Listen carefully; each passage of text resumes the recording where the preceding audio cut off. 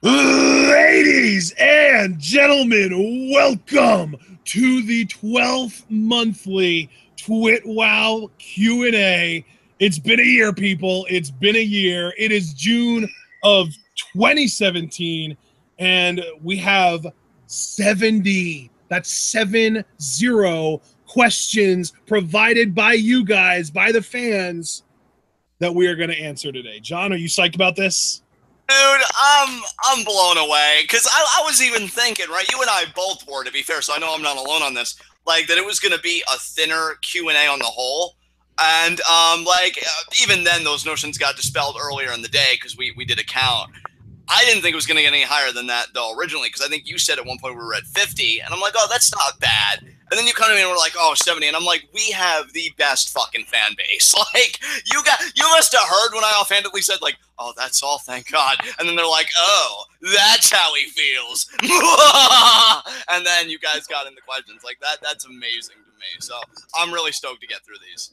Yeah, man. All right. Well, we've got 70, so we might as well get started as soon as we can. And I guess that's now.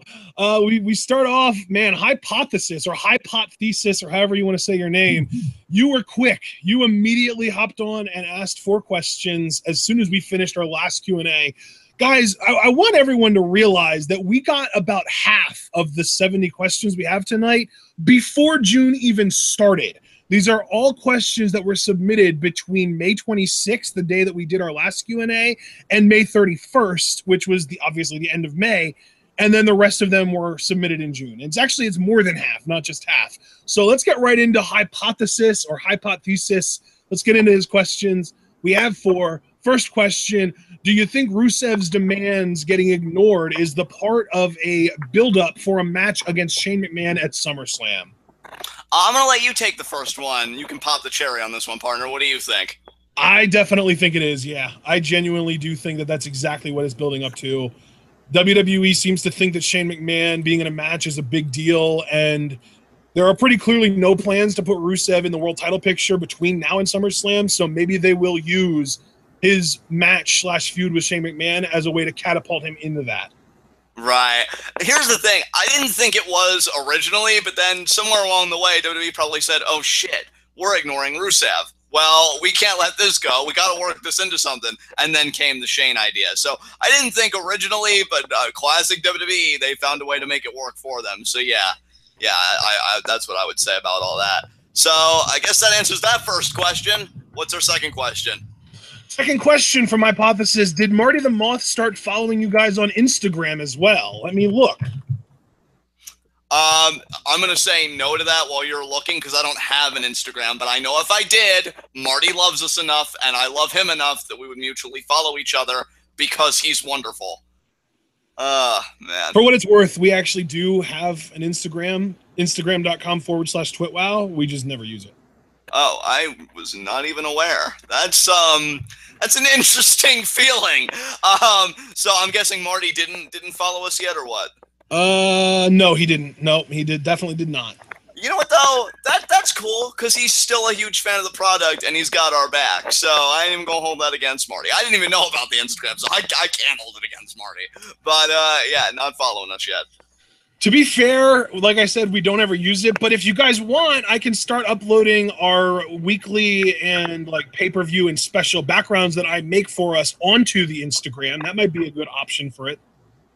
Yeah, and if you guys are interested, I could upload photos of my tube sock after every successful Johnny Mundo title defense. And so, quality Instagram content. But yeah, I think that would be an interesting idea, partner, for sure. Alex Foster's freaking out in chat because he wasn't the last person to submit questions this month. God, everything sucks. I mean, you're not even wrong. Third question from Hypothesis, does Bale getting killed off in season 1 and Mr. Cisco in season 2 mean that Cortez Castro better watch his ass this season? Yes, it does. He is already in hot water with Dario. Now he's in hot water with Sexy Star. Joey Ryan knows who he is, and he's a dirty cop. Like, he better watch out whether those other guys died or not, because his ass is in deep. And not only am I going to say yes, I'm also going to say I hope so, because I think the prospect of him dying is absolutely hilarious. And I also hope that because he's a cop, it happens 2 days before retirement, because that just makes it all the sweeter. So, yeah, I definitely agree. He definitely needs to watch his back. Yeah, for sure. Fourth and final question from Hypothesis. Have you heard the good news about our Lord and Savior, Pepe the Frog? I will take this one. I have. And I'm actually, here's the thing. I was never really a part of all that, you know, before it got appropriated by the alt-right, and then after it got appropriated by the alt-right. But I heard recently the creator is bringing it back. He originally killed it off because, you know, the Southern Law Poverty Center classified Pepe as a hate symbol, and he wanted to cancel it because that was never his vision for the frog. But now he's like, you know what? No, damn it. That's my creation. That's my art. I'm going to bring it back, and I'm going to use him the way he was meant to be, you know, to encourage people, love and peace and all that stuff. And I'm happy for the artist. I mean, again, I was never really a big, you know, fan of any of it in any era. But, you know, for artistic integrity, I say you do you, man. And I hope he wins that fight in the end. Yeah, I am only familiar with Pepe the Frog to the degree that I know it's a meme, and I know that it's kind of originated from 4chan, and that it was really commonly associated with the campaign to get Trump elected president. So yeah, that's all I know about it. So I, you know, like most religious figures, I am not super familiar with your Lord and Savior, Pepe the Frog. Yeah, there you go. There you go. Next question. We have 4 questions from Brandon Best. First up, do you see any similarities between Alistair Black's real-life personality and mine? This was a question I think specifically dedicated to me. Here's what I did for you, Brandon, which I'm actually surprised I was able to do it today because, again, got a lot of crazy stuff going on. I did listen to the Colt Cabana interview that you suggested, and I hate to give this lukewarm answer, but I don't know. Like, he said stuff, but I think it's because I only know you so much. Like, I know the wrestling, I know the Satanism, and you guys obviously share those interests. I don't know. I think you're an anime fan because I know we've talked about anime before, and I could have sworn I've seen you participate. And I learned that Alistair Black's apparently an anime fan. He's into conspiracy theories. I'm not sure if you're into conspiracy theories. I used to be when I was younger. You know, so I really couldn't even say. All I know is I like his face. I like your face. And at the end of the day, isn't my opinion the only one that really matters? So, yeah, that's my answer to that question. Yeah, that's right. That was intended only for you, John. So it's are you looking at the document that I sent you? I bet you are. No, I just pay attention, okay? Okay. Next question from Brandon Best. Are there any movies that effed up your childhood? Yes. Yes, there are. I watched Aliens when I was 9 years old, and I was horrified by it. And then I watched Jeepers Creepers when I was like 11 or 12, and I was horrified by it. And I had a hard time sleeping until I was like 16. And I'm not even exaggerating. It was rough. Brother, first of all, the best thing about the Aliens movie is the Compton meme straight out of your chest. Gotta love those chest bursters. But yeah, there is one, because you shared your stories, I'll share mine. The first Creep Show that came out, because I know there were like 3 of them now. The third one absolutely sucked. Second one wasn't too bad. The first one, though, fucked me up, particularly the last story about this guy with this fear of cockroaches, and you could just imagine how that ends. I couldn't sleep that night because I kept thinking, oh God, they're going to come for me next. And I finally got over it, thankfully. But even to this day, I will not rewatch it. That shit is fucking scarring to me. So yeah, that was the worst cinematic experience I had on that level, for sure. Yeah, I mean, this wasn't even a cinematic experience for me. This is actually just me sitting in my dad's house, and the movies were on, and I just didn't want to leave the living room, so I watched them with him. And yeah, scarred, maybe not necessarily for life, but for a solid decade. Yeah, absolutely. So I've got really nothing else to add to that fire, so unless you do, we can move on. Question number 3 from Brandon Best. Could Big Larry get over in the main event scene? John, I'll let you take this. Honestly, and I always make these qualifications, on the SmackDown Live main event scene, I think anything is possible, and I mean that as a compliment. Raw, no fucking way, because I think they've got their hierarchy set up, and it's a pretty rigid hierarchy at that. But yeah, on SmackDown, I think if you put enough heel, and specifically, I see it as more of a heel gimmick, because you can't have a white guy claiming to be black and expect babyface pops, at least to me. No, it's so, clearly a heel gimmick. Yeah. Yeah. So, like, as a heel, I mean, why the fuck not? I actually think that would be some of the more entertaining programming we'd get out of it. So I'm going to give an enthusiastic yes to that question. What about you, Ashton? Yeah, I agree. As a heel on SmackDown Live, anything is possible. There you go. Next question. Up next, fourth and final question from Brandon Best. If you started having TWitWoW fans on the podcast, who would you have on and what would you talk about? Now, first of all, I do just want to say I appreciate the sentiment, but it's never going to happen because we don't even want other podcasters on the podcast with us because when we've tried it in the past, it's worked out horribly. We have our format. We're kind of stuck in our ways. We know how we want to do things. We play off each other really well. We know a lot of the time when the other person is going to start or stop talking. So we have that chemistry and we don't want to ruin it by adding a variable to the mix. So that real quick, just know, but if we were randomly deciding like, oh, maybe you can donate $300 to the Patreon because that's how much it would cost at this point and join us on an episode of TWitWoW to review a show. And in that case, it would just be, you know, the Scum Squad members, Brandon, Cliff, you know, Paul, all you guys. AJ, if you want. Yeah. Yeah, I mean, you put that caveat out there, so I'm not gonna repeat you because you did it so well. But I mean, the people that stick. I mean, really, if I'm being honest, Ella is like at the top of my list. I've talked with her personally, and beyond like, oh, Baron Corbin's hairline. You know, she's actually, God, I hope she doesn't hate me if she goes back and listens to this. She's actually, and I'm being dead serious, one of the sweetest people you could ever meet. And we actually have talked, like, on a serious level, not like joking and stuff like that, about sexuality and other topics like that. And I love what, like, a free person she is, that she's able to have those conversations. So I think she'd be great. Jarveris, because I have to have my pimp daddy on the program, because he's just great. And yeah, I mean, just all of you guys. But yeah, when I was thinking about names, I'm like, yeah, those people for sure would just be so cool because it'd just be fucking crazy. So yeah, that's my answer to that. And was that his last question, or do we have one more from Brandon? That was Brandon's last question. Yeah, so we can move on, and we have 4 questions now from James, who is not in chat, unfortunately. John, you should probably ping him on a tweet or something. But the first question is intended for John. Would you rather have Taya from Yu-Gi-Oh! Be a real person and be forced to spend the rest of your life with her talking about the power of friendship, or have Russia and the United States wage a nuclear war that results in the end of the world? Nuclear holocaust every time. As far as I'm concerned, this species is a disgrace, and I'd be doing all of us a favor. So the Earth will be fine. You know, you'd be surprised what the Earth can endure. In fact, if anything, it'll thrive with us gone. But I am not putting up with that bitch. So, you know, yeah, nuclear holocaust every time. Okay, so up next, we have a question for both of us. If you were to find yourself in a comic book, who would be your dream villain and why? This is a tough one, but, like, I guess if I had to answer, it would be Lex Luthor, because, like, what's he going to do? Outthink me? Yeah, whatever. Physically, whatever, dude. I love that you pretty much pulled an own of that. What are you gonna do? Outthink me? Ha!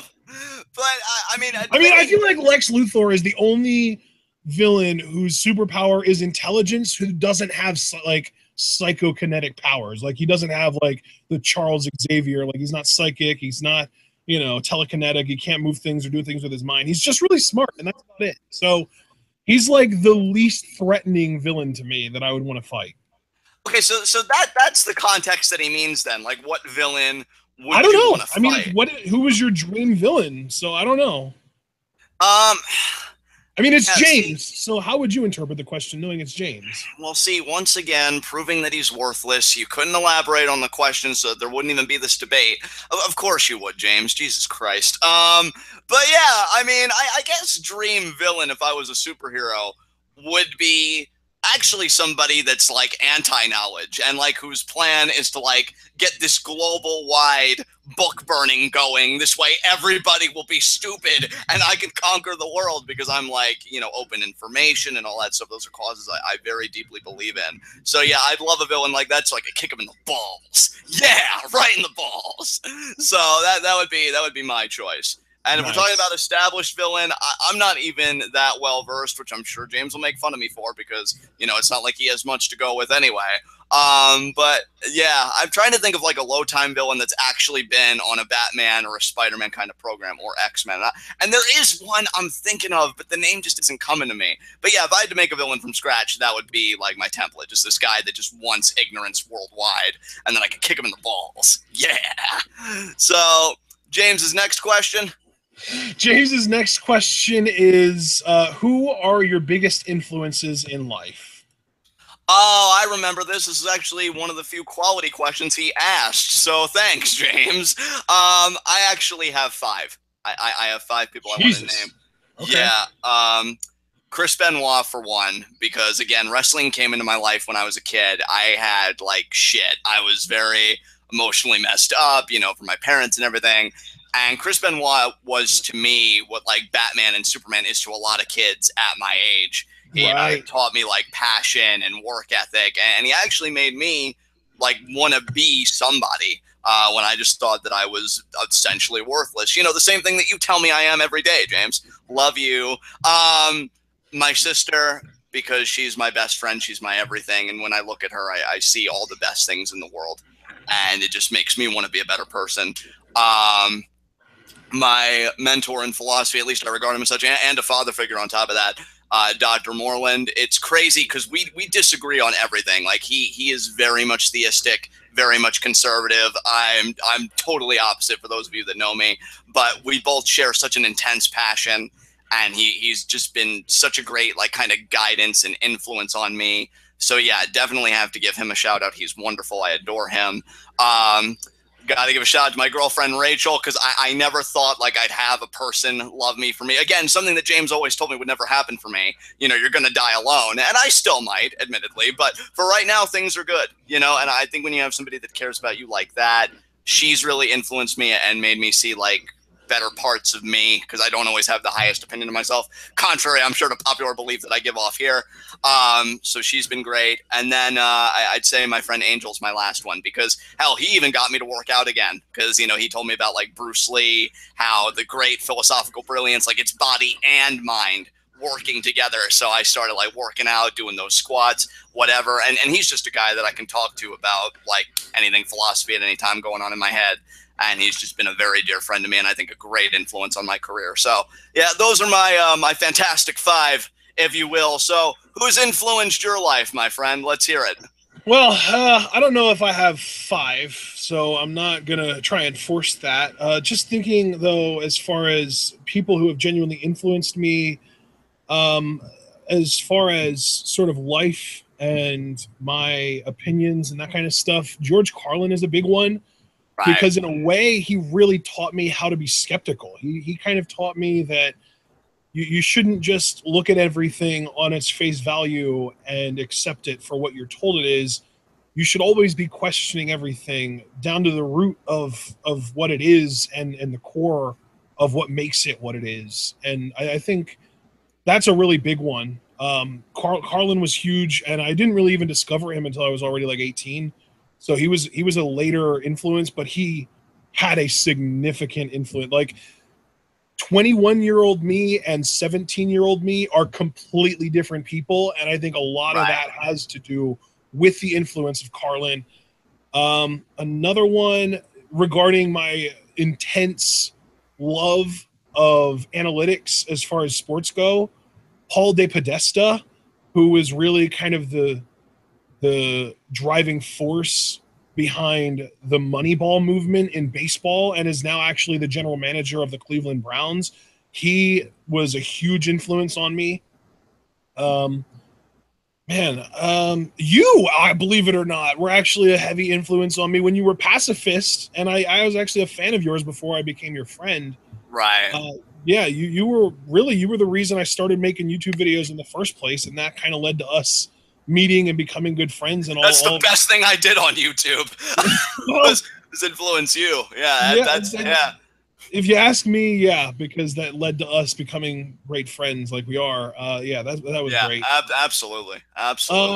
Who else influenced me, though? Honestly, I can't really think of many other people. My parents, mostly my mom. I mean, my dad had definitely some positive influence, but also I would say some negative influence, kind of that like learn what not to do and how not to act kind of thing. Oh yeah, dude, definitely.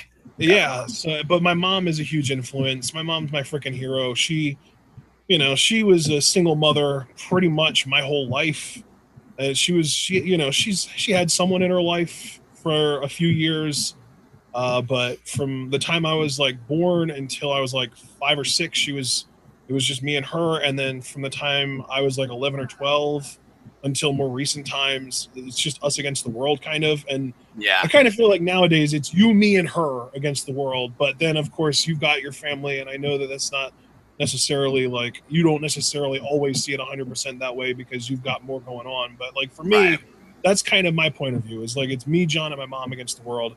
So yeah, I'd say that covers it. So yeah, what was that? Carlin, De Podesta. Who was the third person that I named? Me, I think was the third person. Yeah. Well, yeah, yeah, that's what it is. Carlin, De Podesta, you, and my mom. So yeah, four people from me. I don't have the Trinity or the big five that you've got. You're fantastic. Yeah, the pentagram. I've got a more traditional fantastic four. So all right, guys, that was a sweet question from James. Up that next, was an emotional question. Damn, it's like Alex Foster's even like, I'm not crying. I've got anthrax in my eyes, dude. Chemical bath now. Yeah. Up next, another question from James. If you could realistically do anything you wanted in life if the economy wasn't trash, what would you be doing right now? I'll take this one first, since you went first on the last one.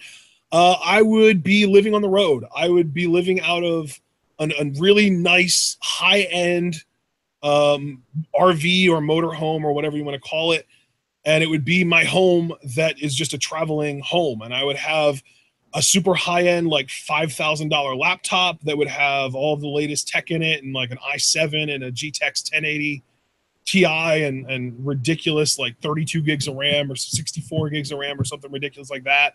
And I would have just my whole life would just be on the road, and I would just go wherever I want, whenever I want, and do whatever I want, wherever and whenever I want. So, and yeah, like I know some people aspire to like live in Europe or in Asia somewhere or Australia or anything, but I'm cool if I am bound to the continents of the North and South Americas. I'll be fine with that. But yeah, that's my long-term goal, is life on the road, no responsibilities beyond just paying bills and shit like that. So yeah, John, that's mine. How about yours? To do whatever I wanted, I mean, first off, I'd want to take care of the people that have always taken care of me. Fortunately, though, I wouldn't have to take care of. That's a given, though. Like, I don't think anyone's questioning whether we would do that. Like, I just kind of skipped that part because it's a. Oh my God, my bibliophilia would just be like on fucking high. I'd buy all the fucking books. I'd want to buy a home specifically dedicated for housing my books. And other than that, I would. Here's the thing. I would want to keep doing what I'm doing now, except the only thing is, especially in this age, I'm always worried one day that I'm going to lose it, not because of any misstep by me, but because I'll turn on the news one day and they'll say, oh, Social Security is gone, or these cuts are steep, and I'd have to get like a job to support my family, because I'm always going to try and support my family. And I've often thought that sometimes that would mean giving this up, and believe it or not, I'd rather die. Like, I'm going to do what I have to do. But, philosophy is my life. I love her more than I think I've ever loved another person, more or less, with the obvious exceptions. And I would just want to do that. I would just want to do that for the rest of my days, knowing that nobody could ever take it away from me. And maybe pursue an education, but honestly, the culture's so toxic, like, why even bother? I've gotten this far without one, with just my passion and being self-taught. Who the fuck's going to stop me now? So, yeah, I think I would just continue to live the life that I have now, but with that security of knowing that nothing can intrude on it and take it away from me. And I think that's the best kind of life. So that's what I would do. Nice, dude. Nice. All right. Well, I guess that's about that for that question and for James's questions in general. So let's move on. We've got 3 questions from Javaris Carter. First one is, will you ever watch Dragon Ball Super subbed?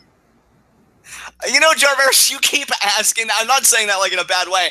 I just want to hold you and be like, it's okay. We will, and we will be able to talk about. I think this boy is just so bad. Just wants to talk to somebody about what he's seen, and we're just like, no. But for me, and I'm sure I am speaking for you in this case. Yes, we will. I mean, granted, it always seems like you and I have another priority, whether it's like movies or YouTube content or whatever. But eventually, especially when the sub gets to a certain episode count, we'll probably sit down together and we'll be like, you know, we got nothing else going on. Let's burn through this tonight. So I'm going to say yes. And when we do, we will talk to you about it, Jarveris. We promise. You got anything to add, Ashton? What are you going to do if we never watch the sub and we just wait for the dub to pile on as many episodes as possible and we just follow that? I mean, here's the thing. On one hand, I'd be cool with that. But here's the thing. Like, I love the voice actors.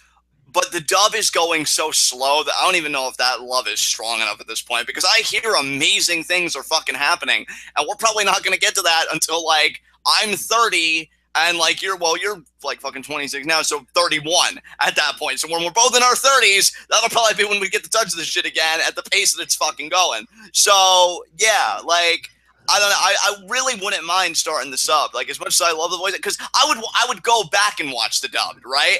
I'd be like, oh, now I'll just watch it again, but with these voices and compare, because I've done that with other animes. That's fair, yeah. We could totally do that. Yeah, absolutely. Because, yeah, fuck the waiting. And poor Jarveris here is suffering. Like, somebody talk to me about what I've witnessed. So, yeah, we hear you, man. We hear you. Yeah.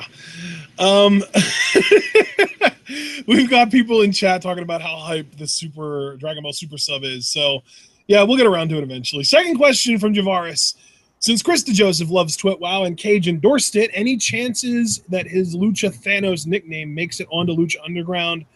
First of all, I mean, I doubt it. But second of all, I don't doubt it because they don't love you. I doubt it because of potential copyright issues with literally just using Thanos, given that Infinity War is coming out next year and Thanos is the main villain in it. Yeah, here's the thing. I'm not going to say no, only because I never thought we'd get a live shout out on a Lucha Underground.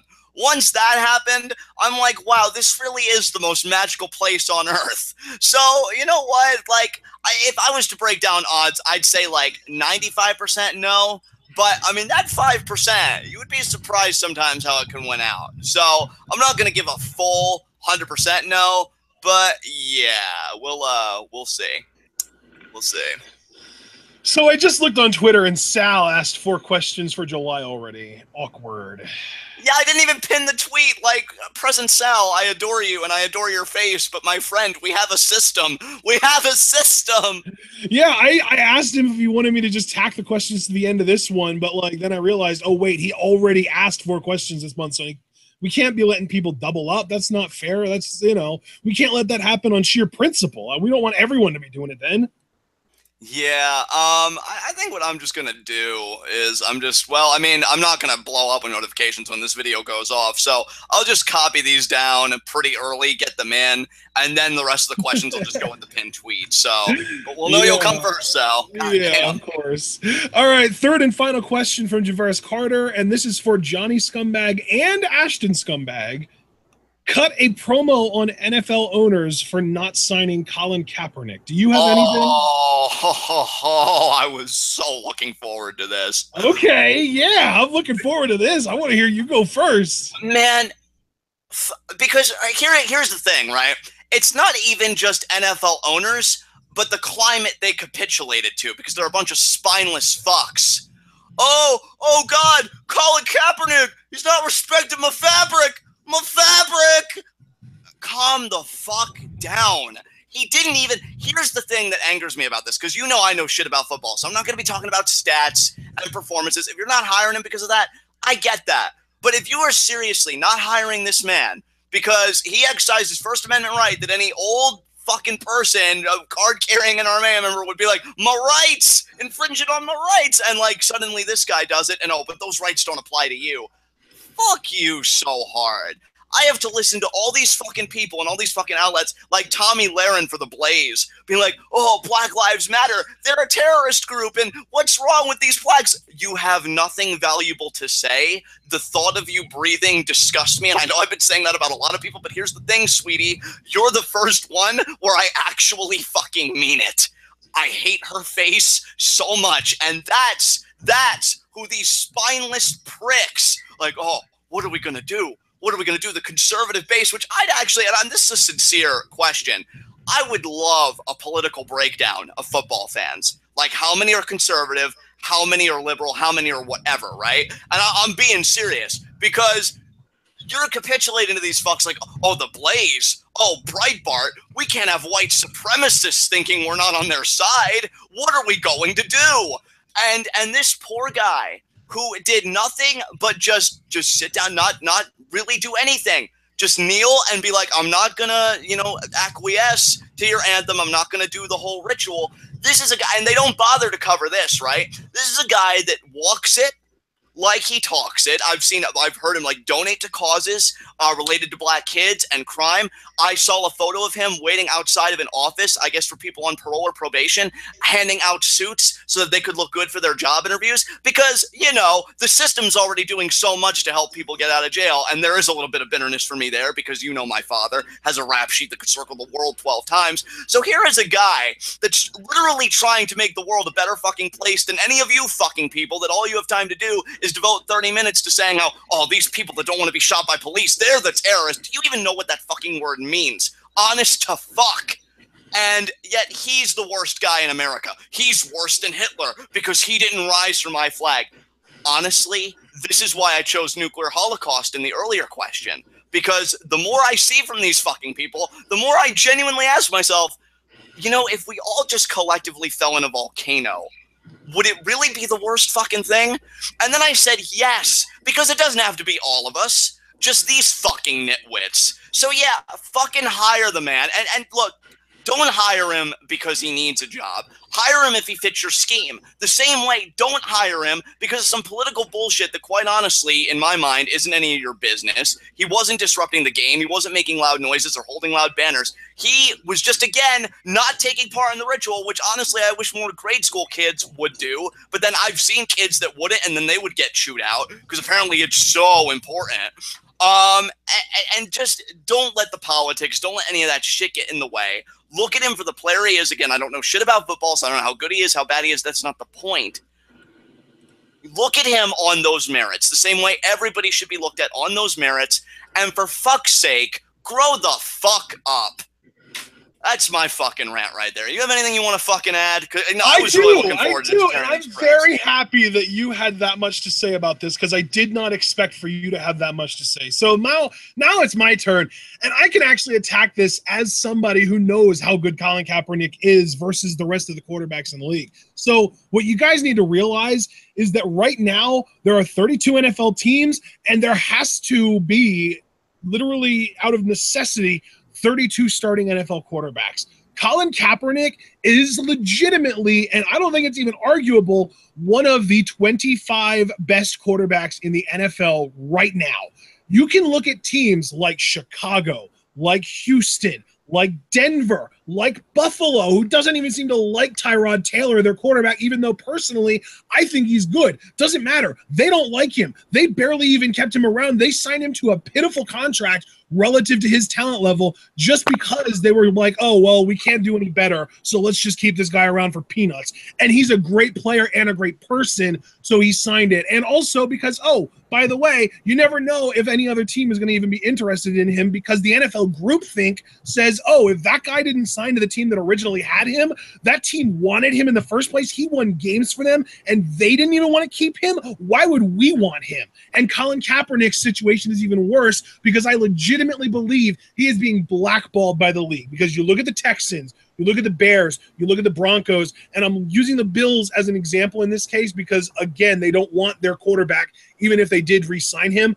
All of those teams would be better off with Colin Kaepernick as their starting quarterback, not as a backup, as their starting quarterback right now than their current quarterback situation. I also think that you can make an argument for other teams like Cleveland, like Jacksonville, like What was the quarterback I was thinking of? Miami, Ryan Tannehill is awful. Like San Francisco, they have Brian Hoyer. And San Francisco's where Kaepernick was, and they didn't keep him around. So to say the very least, Colin Kaepernick, from a purely meritocracy perspective, deserves to be a starting quarterback in the NFL. However, even if you want to argue that he had a really awful game last year as a starter and teams don't want to trust him as their starter because they don't want to have that issue, he absolutely 150% should be on a team as a backup, because guess what, guys? He is, like I said, one of the 25 best quarterbacks in the NFL.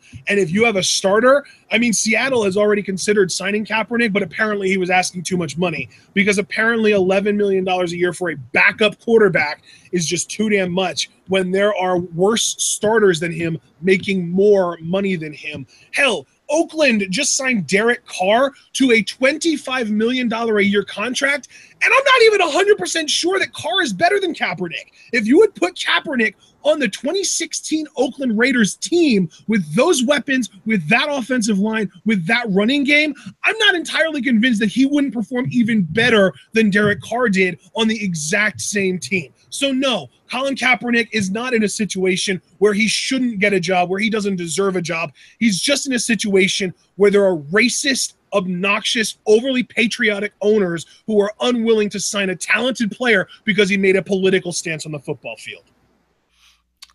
That was perfect, because I know we're getting some comments in chat. I honestly don't want to feed those, though, not necessarily because I agree or disagree, but because if we keep talking about this, like, this would take up the Q&A. So I've got nothing else to add. Unless you do, we can move on.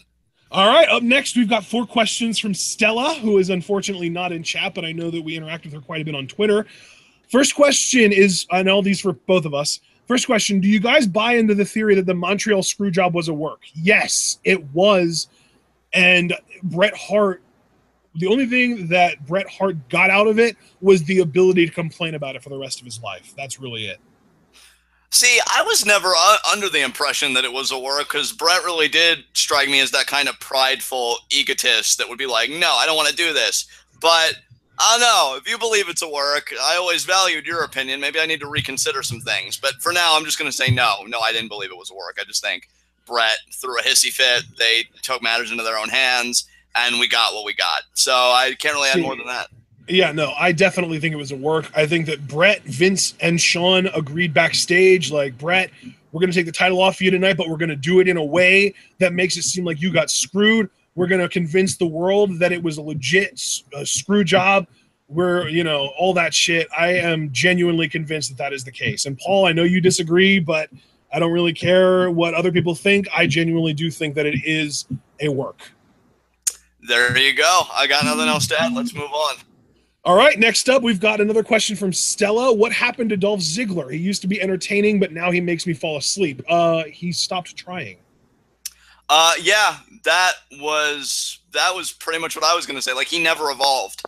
What he came in as, I feel like he never changed. Really, the only thing he changed was he stopped saying, "Hi, I'm Dolph Ziggler," and extending his hand out for a handshake, and just started saying over and over how damn good he is. But he never really grew beyond that. His idea of a character change was dyeing his hair brown, and that was just awkward. So, yeah, he just never really grew beyond his confines, and I got bored with him. So that's my answer to that. Okay, up next, third question from Stella. Between John Cena, Neville, and Jinder Mahal, who has the most hilarious angry voice? I'm going to say Jinder, simply because I can't take that anger seriously. Like, yep. At least with Cena, even if he looks constipated, I'm like, I believe you when you say you're going to beat my ass. And with Neville, say what you will about maybe sometimes it's over the top, or I liked it better when he was a heel like this. But, I mean, he's backed it up. And not that Jinder hasn't. I mean, he's still champ, whatever. But there's just something about when he talks. Like, I'm like, okay, that sounds nice. Can we move on to something else? So I'm going to say Jinder, personally. Thing is, for me, Neville's angry voice isn't funny so much as it's just annoying. Like, it's more cringy than funny to me. Right. I get what you're saying. Whereas with Jinder, like, when he does his horrible, grindy, deep voice that makes it seem like he's constipated, I just giggle because it's ridiculous. Yeah, giggle. All right, next.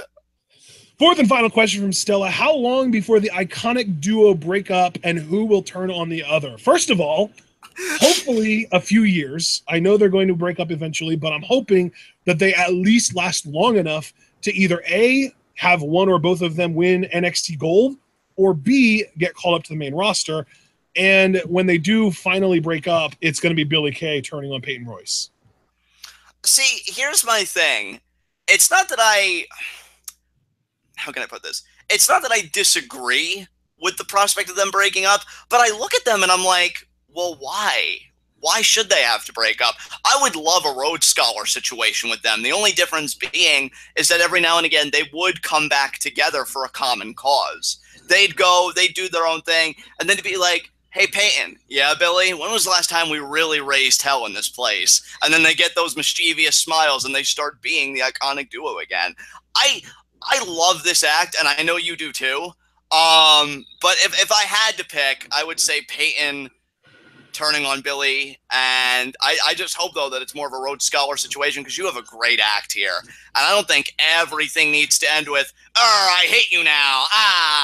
Like, be a bit different with these guys because, I mean, the friendship is so genuine. They've done great TV together. I don't see what's so wrong about them fulfilling their own individual ambitions, but then coming together every now and again for a common cause. But again, to answer the question, Peyton turning on Billy, and I'd say, Peyton turning on Billy. I got it right. So there you go. Wow, that surprises me. I definitely don't agree with that. All right, well, that was my response there. You gave your response. I got nothing else to add, so we can move on. Okay, we had 4 questions from Ace the Skylord. It's kind of hilarious that the siblings give us their questions back-to-back, Stella and Ace there.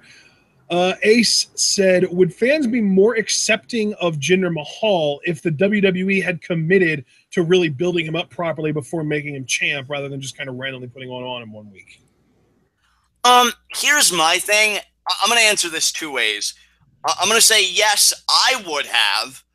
But I think the problem is, I don't know if the community at large would have, because I think there are certain things you do in your career that people will never be able to disassociate you from. And I think to a lot of people, Jinder was always like, oh, that member of 3MB, right? So I think even if you did give him the more traditional build, you gave him time, I don't know if the community at large could have bought it, because I think they were just clinging on to, no, he's this, he's always going to be this. To me, but I feel like even I would have warmed up to the idea. I may not have been enthralled with it, but I would have been like, okay, I see what you're doing. What about you, though? I'm curious about your take.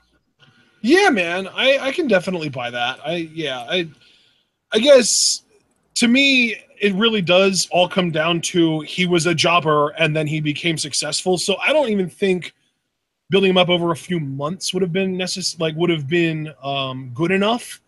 I think really you would have had to build him up for probably a good year. I mean, I would say 6 months at the least. Right. And I do agree with that, absolutely. Because, I think he was more of a long-term project, personally. Yeah. One of those things where with a guy like him, like, you can't just build him up a little bit and then put the title on him, because so much damage has already been done to his credibility that you have to repair that first before you try really pushing him properly. And right. they just kind of forewent all that and said, well, screw it, we'll just give it to him anyway. Yeah, I can see what you're saying. Yeah, I can definitely get down with what you're saying. So I've got nothing else to add there. I guess we can move on. All right. Up next, second question from Ace. If Nakamura is successful on the main roster, do you see WWE bringing over more Japanese stars? And if so, who? I don't necessarily think that it'll actually change anything, because Nakamura was an exception in the sense that what made Nakamura so special over in Japan was his just insane amount of charisma that translates and ascends and transcends language. So I don't know if another talent like that's ever going to come around. And if it does happen, there's no guarantee that WWE will find out about it. So no, I'm going to say probably not. Or maybe it will, but they'll get it wrong, because like I said, Nakamura is like a once in a lifetime kind of talent, and it's not really something that you're going to see very often. So even if WWE's like, oh, well, this Japanese guy worked, so let's see if we can get other Japanese guys to work, they're not going to find another guy who transcends language the way Nakamura does. Yeah, you know, you use that word. I was going to use that word too. Nakamura to me is a transcendent kind of phenomenon. Like he just gets it. Here's the thing too. I think if you're looking at the WWE's interest in like Japanese wrestlers, you have to look at the Japanese wrestling scene. You know, Noah and I know we primarily are New Japan. And I feel like New Japan in particular, because that's the only vantage point I can really come at it with, has been fire lately. And we already know about Kairi Hojo. They want to get Io Shirai. I heard Shirai may be dealing with a neck injury currently, so she can't get like right on board, but they're still very interested. So yeah, I think Nakamura is just one guy, and like Ashton said, he was an exemplary case. It wasn't really the idea. Oh, he's a Japanese star. No, he's Nakamura. He's an experience in himself. But I do think there's definitely an interest in Japanese wrestlers right now. I just think there's an interest in wrestlers across the globe right now from WWE. They're signing up whoever they can that they think is of any worth. So yeah, I definitely think we'll be seeing a lot more Japanese stars in the future. So, All right. Up next, third question from Ace. Between Keith Lee, Leo Rush, and Desmond Xavier, who has the best chance of standing out and being successful in Lucha Underground?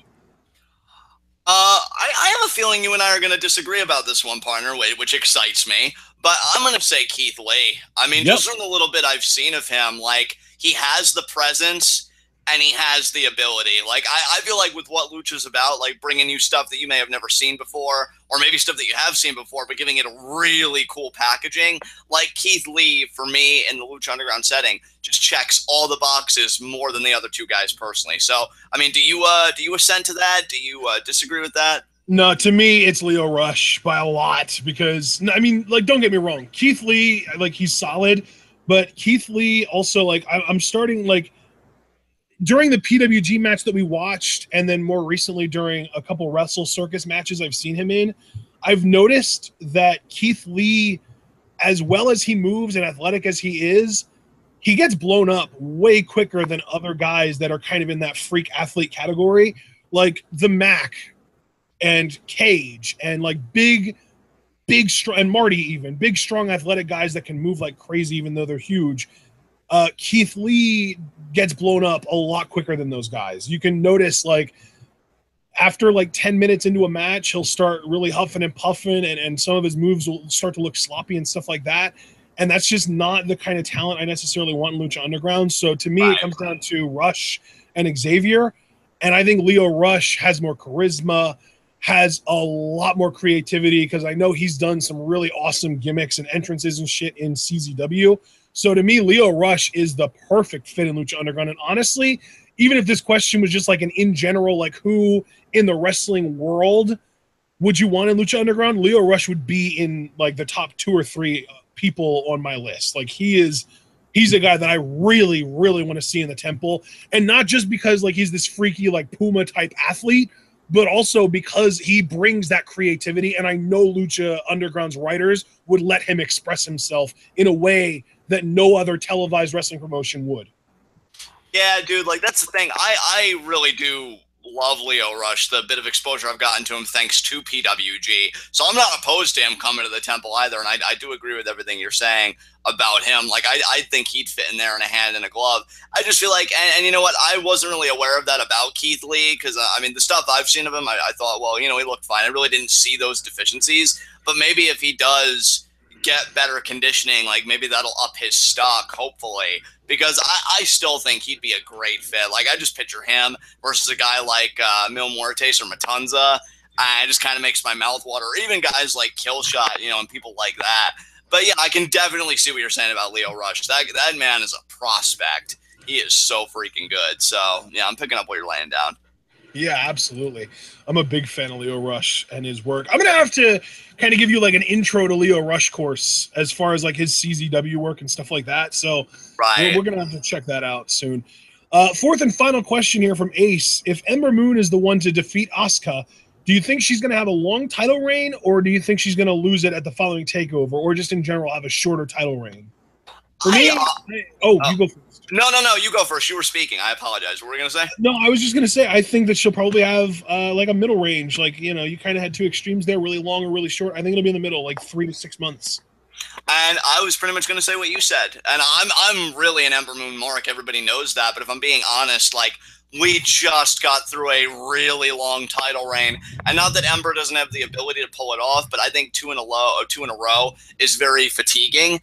And, like, I do want to see heels like Iconic Duo, like Nikki Cross, you know, get their run down the road. So, yeah, I think a middle reign, exactly as you were articulating, is what I'd sign up for as well. Yeah. All right. Well, that was it from Ace the Skylord. Up next, we have 3 questions from Bullet Club versus the Shield. Birthday girl. There you go. Am I correct in saying she's 19 today? Is she 19 today? That would be very interesting. You know, I remember when I was 19. God, I'm so old now. But yeah.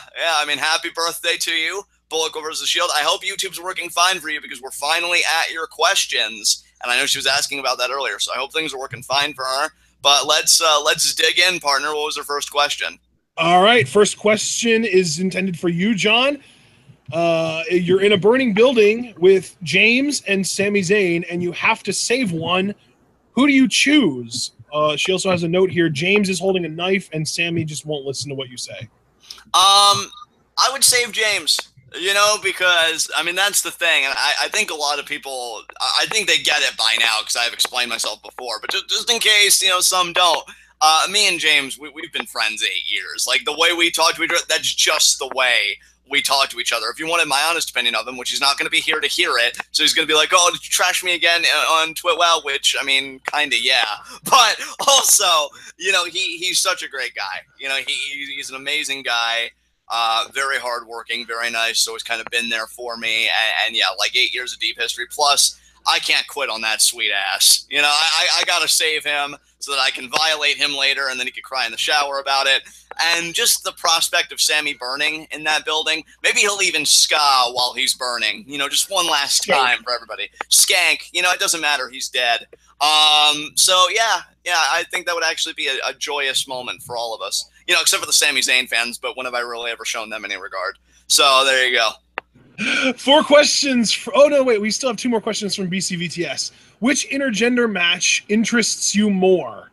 Becky Lynch versus Pentagon or Sasha Banks versus Johnny Mundo? This is easy, and I'll answer first, even though John's going to have the same answer.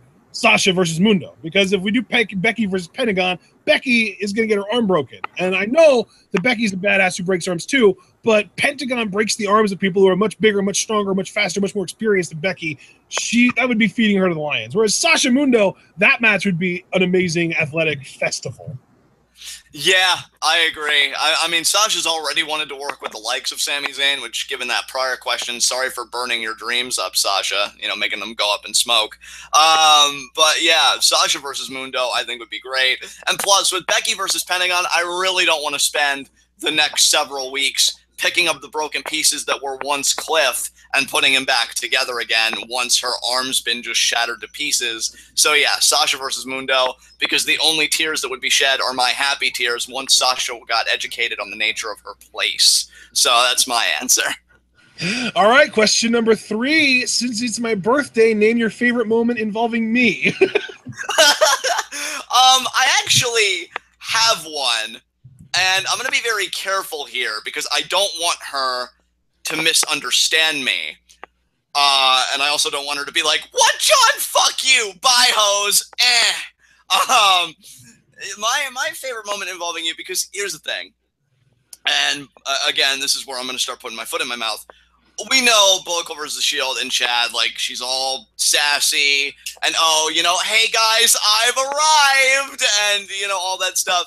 But to me, I never really feel like that's the real Bullet Club versus the Shield. That's not the real Asia, so to speak.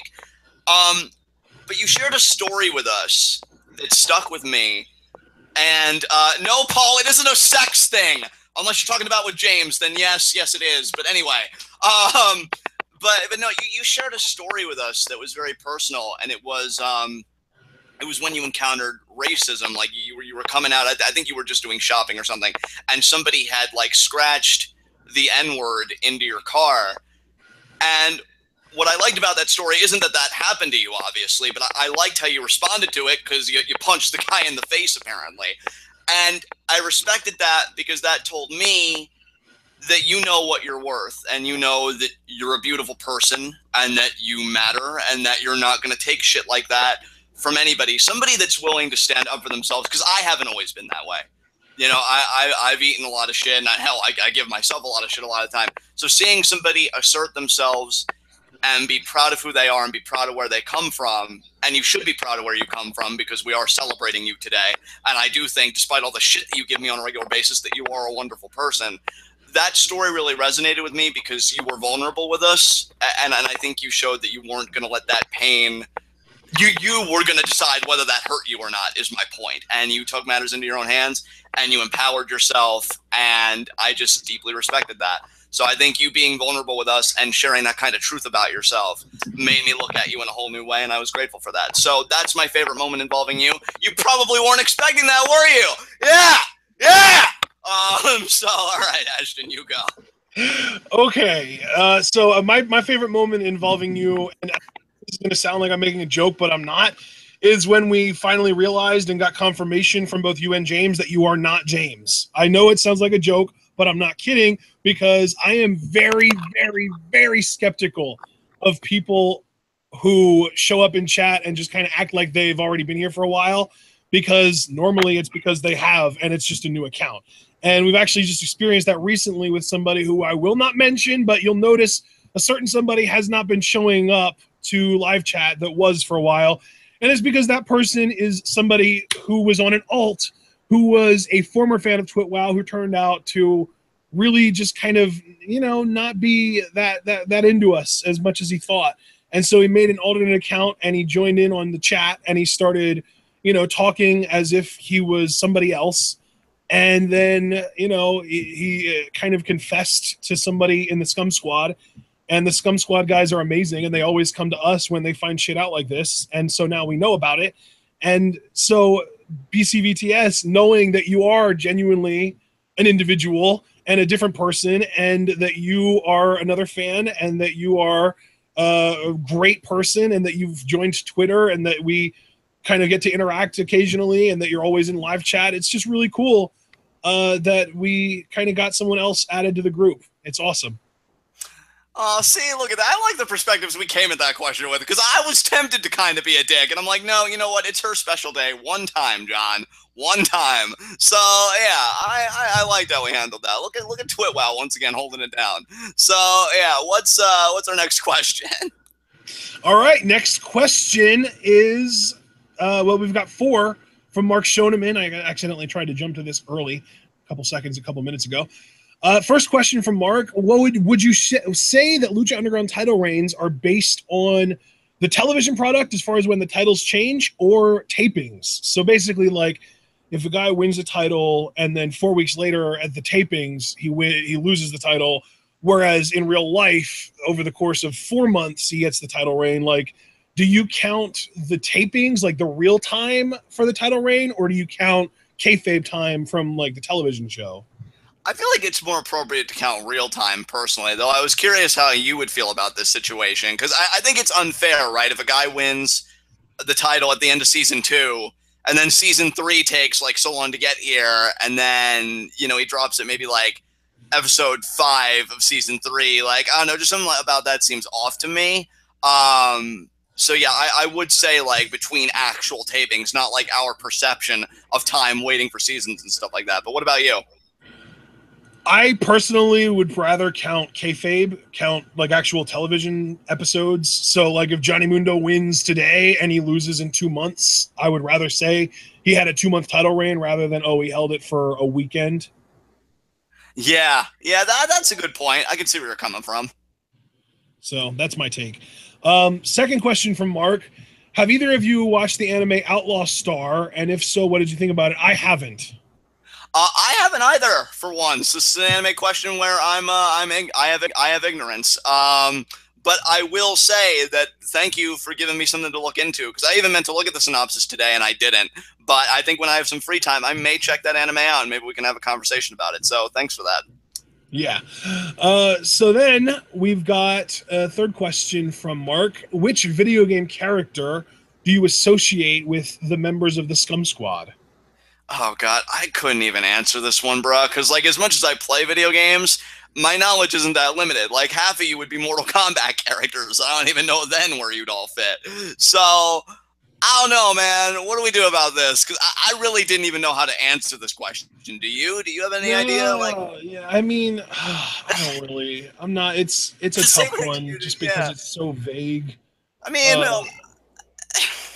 Yeah, John, you and I can be Banjo Kazooie. there you go. Wait, who's the bear and who's the bird, though? I don't want to live. Clearly, I'm the bear. Hello. God damn it! I don't want to live in the fucking backpack. No, no. You know what, John? It's just another battle in your life that you've lost. Just swallow the pill. Fine. You know, I was gonna say James would probably be Super Mario because he has a shrimp dick, and the only woman that has any interest in him, it's like, oh, Mario, rather than give you any political power or sleep with you and bear your progeny, I'll bake you a fucking cake. Because nobody wants anything to do with you outside of that, you prick. Oh God. I'm sorry, I hate him so much. So wait, does that mean that BCVTS is Peach since she's the one that will never get with him? Well, no, I don't think so because I think her and Cliff have something going on. So I don't know. Maybe what's the other princess's name that's actually into Luigi? I don't. Yeah, Bullet versus the Shield. Asia would be Daisy. Cliff would be Luigi because he's always like the side character that we don't give much regard because, oh, look, he hurt his shoulder again. Although his stock has risen now that he has an immortal shoulder. So maybe we need to give that some reconsideration. I wish I had more video game knowledge because then my references could be more on point because, I don't know, maybe Brandon because he's dark and brooding and like has as the Satanism would be like a Castlevania character or something or some dark series. God, I don't freaking know. And then like, because again, like I've only played so many games. Can we include video games that are based on like TV shows and movies? I mean, I guess he didn't say. I feel like Bullet versus the Shield would 100% be Michonne from the Walking Dead video game. Yeah, there you go. Hacking up those zombies. What the fuck? She says to Pete. No, you're the second princess, the less important one. Don't worry. I'd see now. That's where she's gonna be like, "Fuck off, John. Bye, hoes." But no, Michonne works. Michonne works. Yeah, I could agree with that. Well, in hell, I mean, if we're talking about if she's Michonne, then doesn't that make Cliff Rick? Because aren't they in a relationship? Are they in a relationship? I haven't watched the show in so long. I don't know who's putting their dick in who. You know? I'm pretty sure Michonne and Rick are in a relationship, so that fits. You know, I mean, apparently. So yeah, Rick works. Brandon seemed cool with the just offhanded Castlevania reference. I've got to ask though. You said Brandon Best was. Bullet Club versus the Shield is saying she's Melina from Mortal Kombat X. Anyway, Brandon, the lead from Castlevania. Are we talking Simon Belmont? Are we? Yeah, I mean, I get, because again, I'm not even familiar with the game. I was just trying to think of like what dark games have I seen or know of. I guess I can accept Bullet Club versus Shield as Melina from Mortal. Actually, Melina's one of my favorite Mortal Kombat characters outside of, you know, Darius and Jax, because we know my thing with the black characters in the Mortal Kombat universe. I would say Alex Foster for my money, and I know he's going to disagree with this, and you'll probably disagree with this, because apparently you and Alex have a very close relationship, so you just know it better than I do. But I don't know. He gives off a kind of Kirby vibe to me. He's just so adorable, but, you know, I think he has the power to just absorb us all and just take over the world. So, yeah, I'm going to say Kirby for Alex, and I like my answer, so there you go. You have any suggestions for Alex Foster? Kirby? Are you talking about Kirby for Alex Foster? Yes. I was going to suggest Lucio from Overwatch since they have the same hair. Oh, well, see, he'll probably like yours better, but I'm sticking with it. I don't even play Overwatch, so I can't even like really counter that. Let's see. I'm Bird Person, yes, but oh fuck. Yeah. You're not dead in the video game, just the TV show. It's okay. Yes, mediums matter. Let's see. I actually did want to play Prototype when that came out, Brandon. It's funny that you bring up that video game. Hypothesis on the Dreamcast version of Sonic the Hedgehog. Hell, if you're all going to do the work with By the way, yes, Bird Person was in Rick and Morty VR. Oh, and Alex Foster actually said, actually, I would go with Kirby. Oh my God, I won something. Yes. So yeah, you know what? I'm gonna leave the crabs table. I'm hot, man. Hey, Alex Foster agreed to my answer. Fuck the rest of everybody. I'm not gonna screw that up. I'm good, man. I'm good. Oh wait, but man, don't do this to me, Alex. He said, but man, ellipsis, don't you fucking do it. You put that ellipses back in your mouth. What are you doing, man? What are you doing? It out of his mouth. It came out of his fingers, goofball. Hey, it came out of an orifice, all right? Still waiting on season 3. Yeah, you and my sister both bulk over. Do you know my sister hasn't even watched the first episode yet? What? Yeah, she's waiting for the other episodes to come out. And there have been so many times I have to stop myself from referencing the first episode because I keep wanting to reference the final bit, right? Like, oh, I don't care if it's my whole, like, series arc, Morty. Oh, Ella, you're here. We answered your question so long ago, though. I hope you go back. No, we haven't. We have not answered Ella's question. Yeah, we have not answered those questions. I must be confusing her with somebody else. So glad you are here then. Perfect timing. But yeah. You know what? You're confusing Ella with Stella. That's right. That's right. Look at me. But yeah, she's just waiting for more episodes to come out. And I'm just like, can't wait for us to talk about it, whenever that is. So, you know, our female audience might not be big, but they are diverse because I'm pretty sure Ella's white, Stella's Asian, and BCVTS is black. So we've got a few bases covered. I don't think there are any other, like, oh, Jackie, she's also white. So maybe not as diverse as I'd hope. But still, we've got a little diversity going on.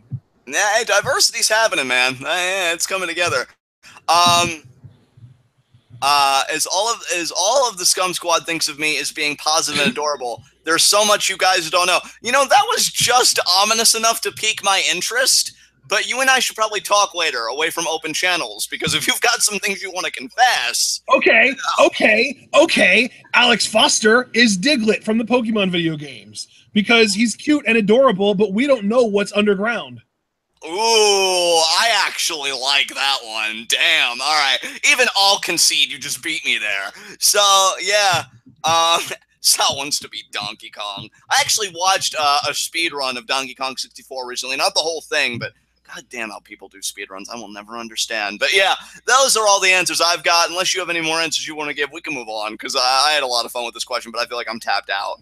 So, all right, let's. Well, I mean, we haven't really figured out anything for Sal. I kind of feel bad about that. Oh yeah, we haven't. We can't leave Present Sal out of the lurch. He's Present Sal. Let me think here.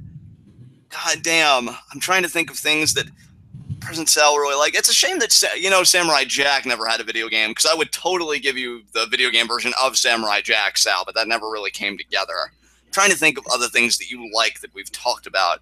I think he likes Avatar, and they have video games. So, and because he always makes me laugh, and I think Sal has a great sense of humor, and we bond, he'll be my video game Sokka. That's who I'm going to make him. So, yeah, that's Sal for me. There you go, Present Sal. You're included. You're a part of it. You're a part of it. And anything else? Any other bases we need to cover? Okay. Up next, our fourth and final question from Mark. This is going to be quick. Have either of you watched Glow? And if so, what's your opinion on it? I'm going to say no, and I have no opinion on it. Here's the thing. I'm going to say no, I have no opinion on it either, but I'll tell you what, Mark. I just learned that tomorrow, me and like everybody that's at my house currently, we're probably going to sit down and burn through it, because I think it's only like a 10 or 13 episode season, and they're only half-hour episodes, so it's like sitcom length. What? I didn't know that. Yeah, so we're probably going to burn through it tomorrow, and I'll probably tweet at you, or hey, if you join the Discord, we can have a long conversation about it there. Yeah, that's another thing. While we have you guys here, we might as well just say it. You only have another day. Today and tomorrow are the last days to donate $3 to the Patreon to get access to the Discord for all of July. So even if you just wait until like Saturday to donate the $3, you're not going to get access until August. Okay. All right. Yeah. So if you want Discord access as early as Saturday, you should definitely donate the $3 either today or tomorrow, because that's Patreon is monthly. So if you If you wait until the end of the month, you're fine to start for the next month. But if you start if you make the donation at the very beginning of the month, you're gonna have to wait until the following month starts. Yeah, so get on that, guys. Get on that. I don't want you guys for all of July being like, what conversations am I missing out on? Nah.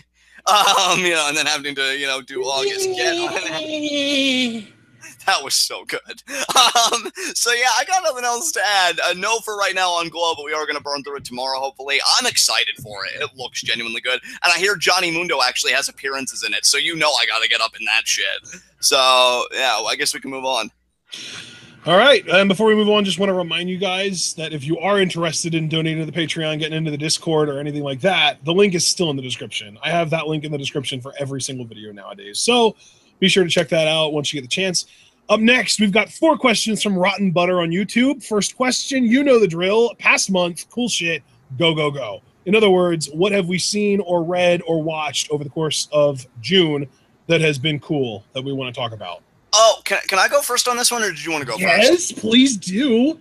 I know this is going to be corny to people and like, well, that's not what I think of when I think of cool, but like, and it wasn't like heavily philosophical, this book that I read. It was actually a nonfiction kind of memoir of this guy. He was 43, lived in France, had like his own like fashion magazine, and all of a sudden he has this stroke, and it has cerebrovascular effects where he has this bodily paralysis, but his mind's still intact. He has what you call locked-in syndrome, where his mind is still like active in this and that, but his body's just unresponsive to his thoughts and to everything.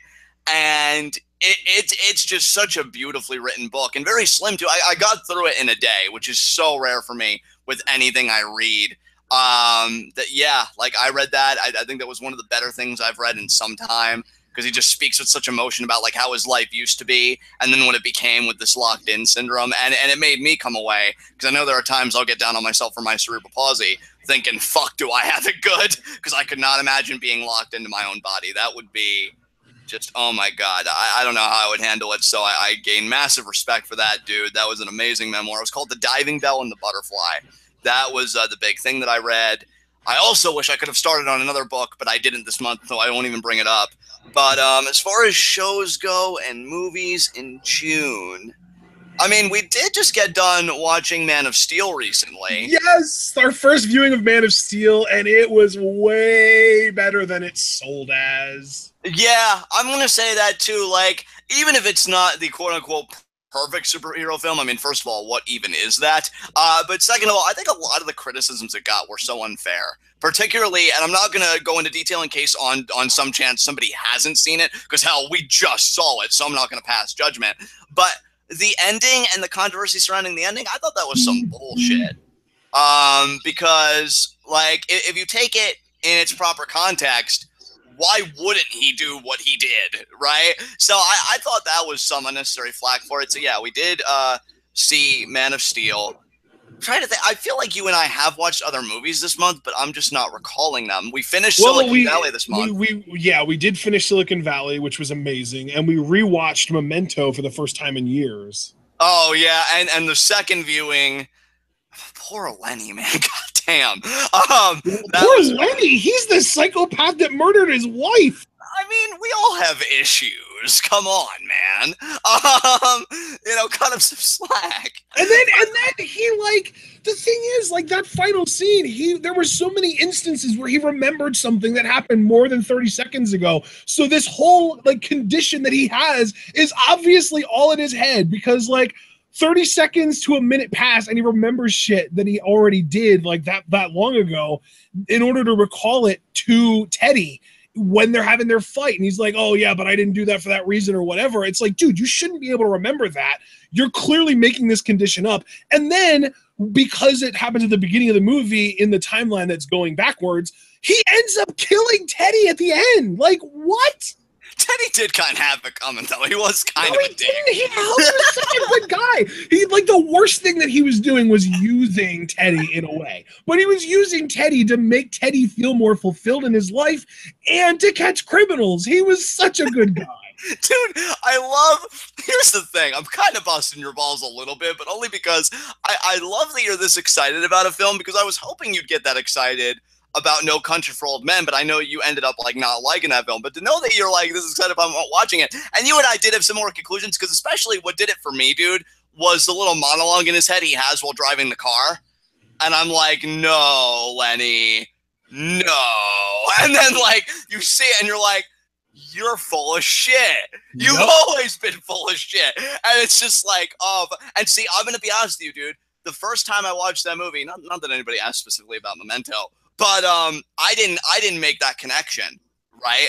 I'm just like, oh, he's whatever. But when you watch it again and you really pay attention, which I'd like to think I did the first time, but even more so this time, it's like, oh shit, that's actually really fucking sinister. I think even Christopher Nolan, right?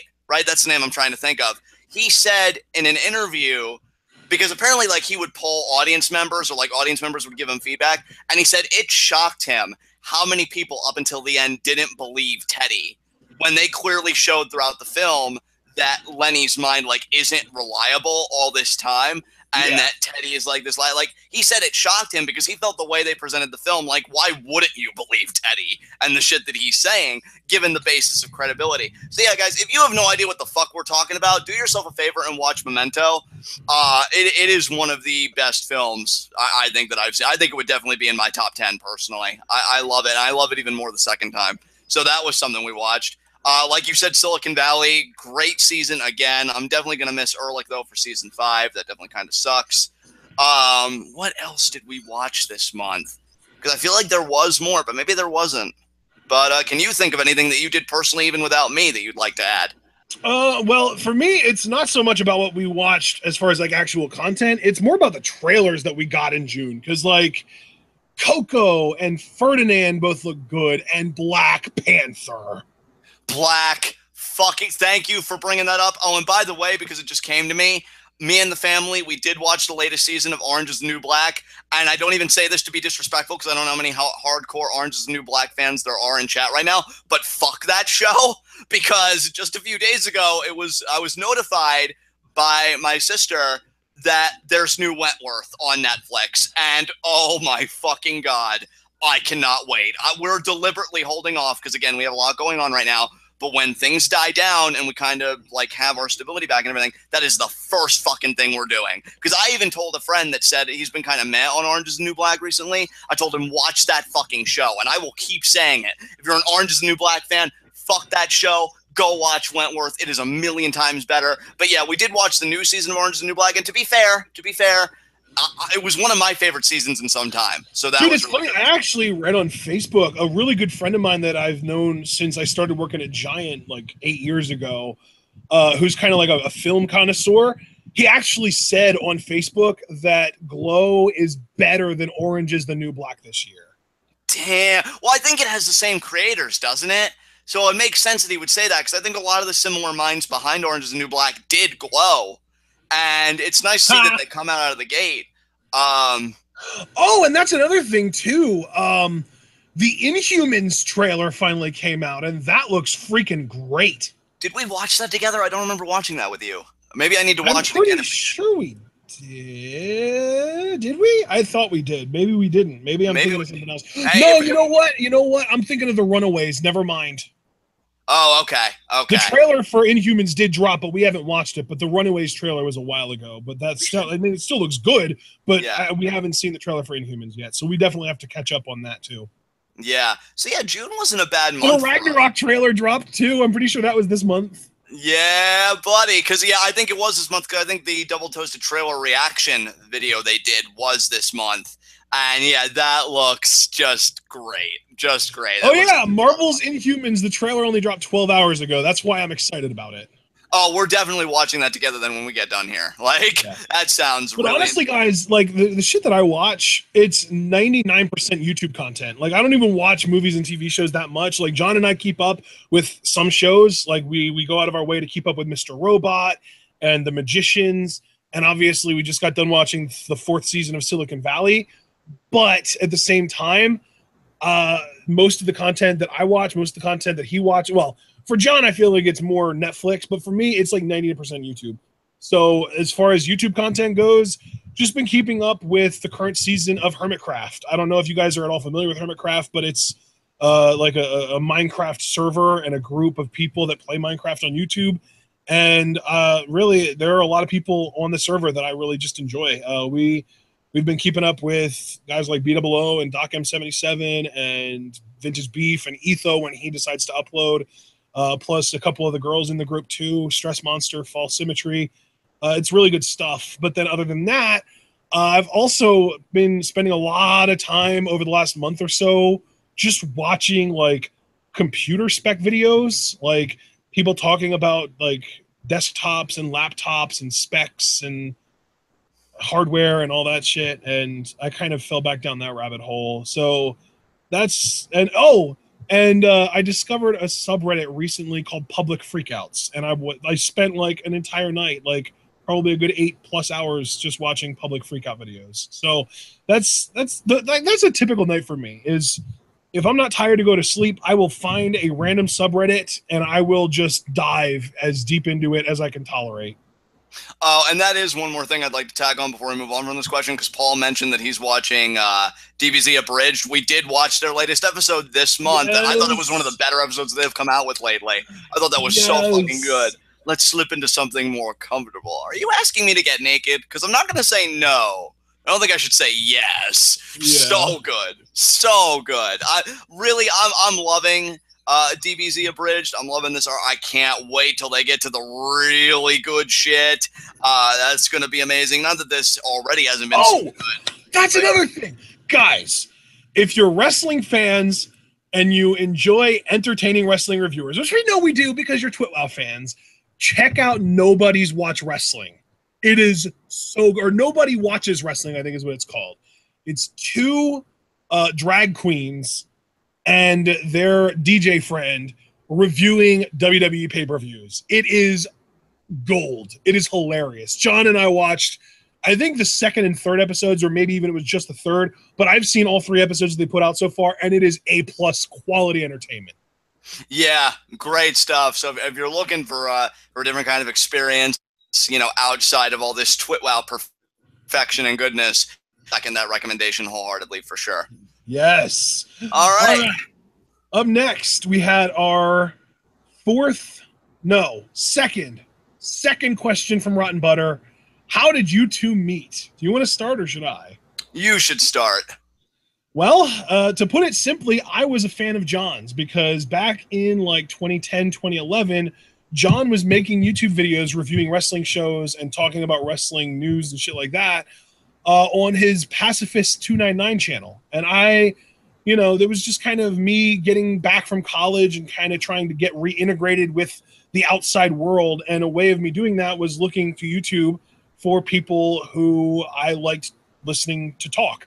And John was one of the big ones that I found, really the main one that I found. And I started listening to his stuff. And anytime I would listen to his stuff, there were points in time that I would want to say something of my own. I wanted to, I had stuff that I wanted to add. So rather than going to him and being like, hey man, I want to say stuff to you about your stuff, I started a blog and I started making well thought out, deep, long posts on the blog. And I showed it to John to see if he would respond to me and what kind of thoughts he had. And he loved it to the point that he actually started plugging it in his videos, and it helped my traffic out a little bit. And eventually it ended up that I ended up in a Skype call with him and Preston at the time. And that's how this whole thing started. Yeah, I mean, because he showed me his stuff, and what I loved about Ashton's voice at the time, I thought it was so distinct from everything else in the community. Because I don't want to be that guy that's like everybody was saying the same thing, but essentially, yeah. Like, not even at the time. That's still happening. Like everyone says the same thing about everything all the time. There could literally be, like, you could literally count on your hands and feet how many unique takes and opinions and points of view there are in the world of pro wrestling commentary on YouTube. We're one of them. There are a few other ones that are genuinely unique, but it's mostly just groupthink. Yeah, and that's what really stood out to me about your blog, which I still can recount some of those writings, and I'm like, man, this is really cool, like how he's thinking about the business, like it's different. Even if I didn't like agree with all the stuff, I'm like, this is a voice that needs to be amplified because he does have something unique to say and breaks up the monotony of like the rest of the content on here. And I got some flack for it, you know, at the time. It's like, oh, you know why? Like, unproven thing. No, dude, you started like, getting flack when you started plugging my YouTube channel before I uploaded any videos. Right, because I just like I wanted to like give that hype, and I still don't regret it to this day. Because I'm like, I know things about him that those people don't, and I know if he can translate the written stuff into video form. Because here's the thing, I remember when I started, right, and I was so uncomfortable and so awkward, but I wasn't even really thinking about that with you. But even if you were, right, I wouldn't have knocked you for it, because I feel like everybody's awkward in their first video or whatever. I cared more about what you had to say, and I always liked what you had to say. So I'm like, I'm going all in on this guy. And then you were the one that just out of the blue one day we were talking like, oh, hey, would you want to do a podcast together? And like, I was mulling it over, and I'm like, you know what, let's give it a shot. And that began what would eventually become this.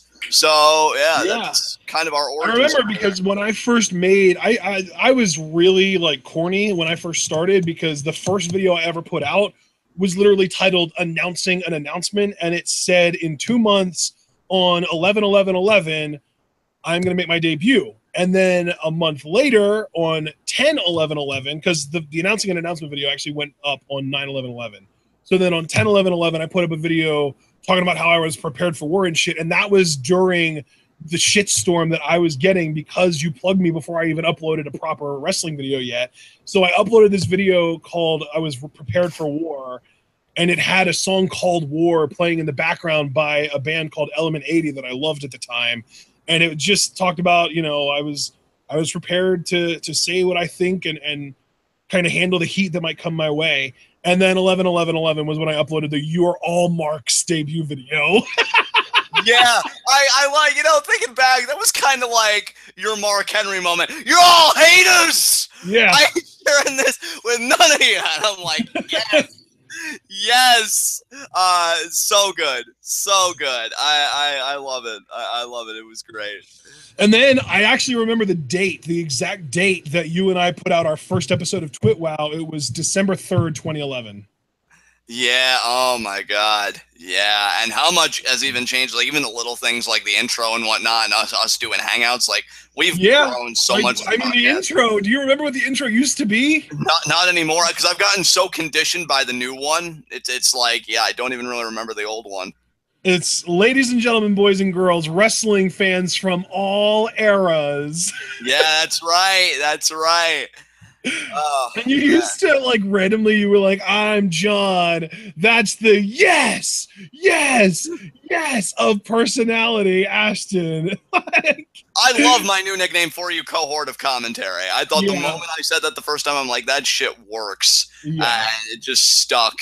So yeah, I think from a technical standpoint, in terms of like how this show is produced, and then just the little things about like the actual content itself, we have evolved so much since then. Well, that was when we were first on Podomatic. It was when we started, and then we started getting so much traffic that we actually couldn't stay on Podomatic because it would have cost a lot of money because of the amount of traffic. So I went out of my way to find the cheapest solution that I possibly could for unmetered bandwidth on a podcast, and I found Podbean.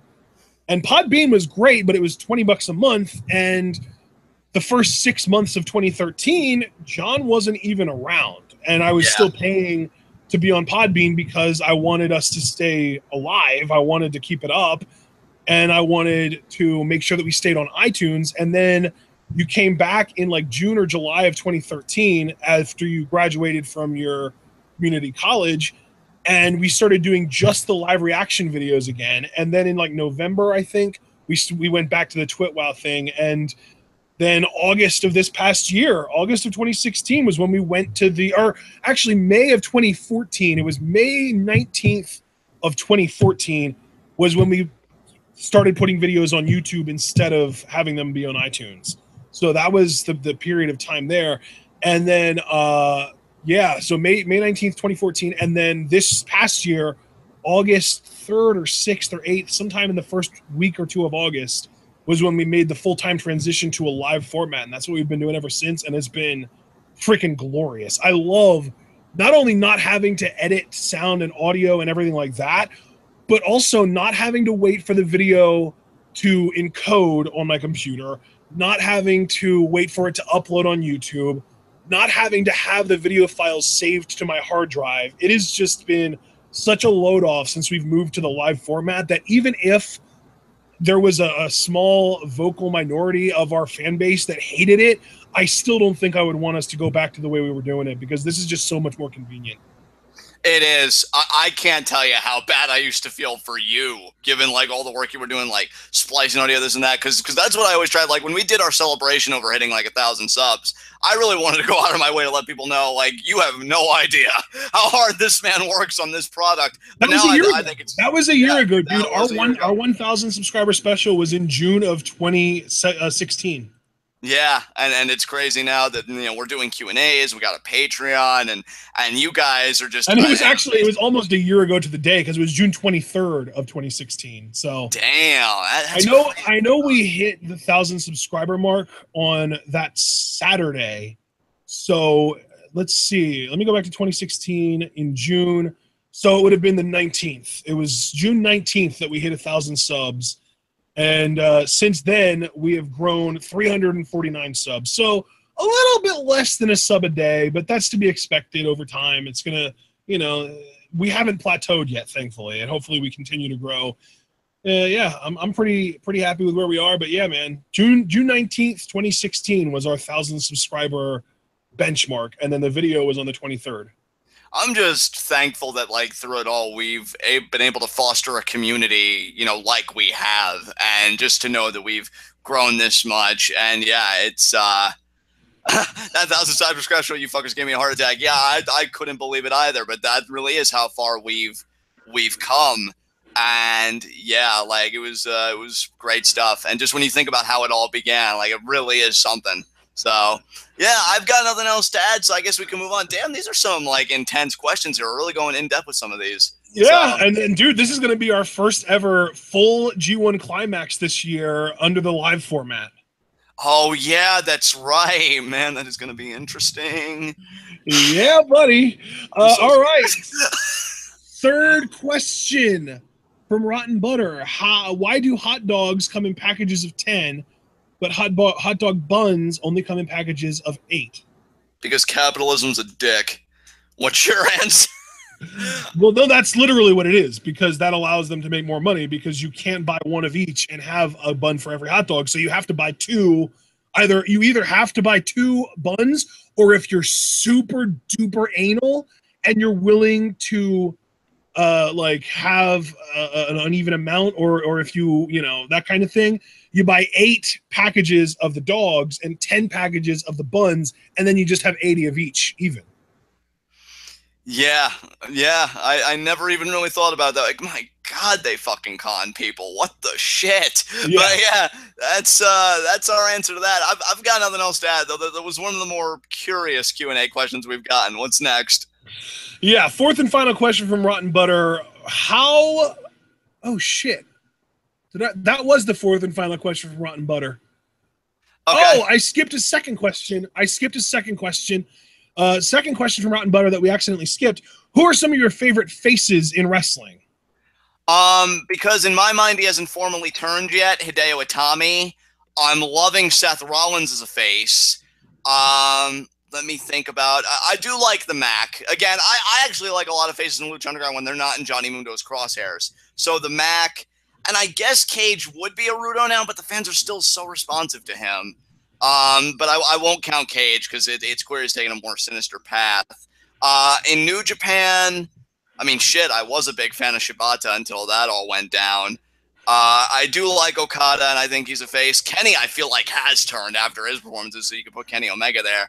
And yeah, that's all I'm going to say for right now. I'm sure there are many more, but I don't want to go through the whole list. What about you, Ashton? What are some baby faces you like? Yeah, New Japan is kind of a weird one because, like, Omega and Naito are probably the 2 most over individual performers, and yet they're both still technically heel.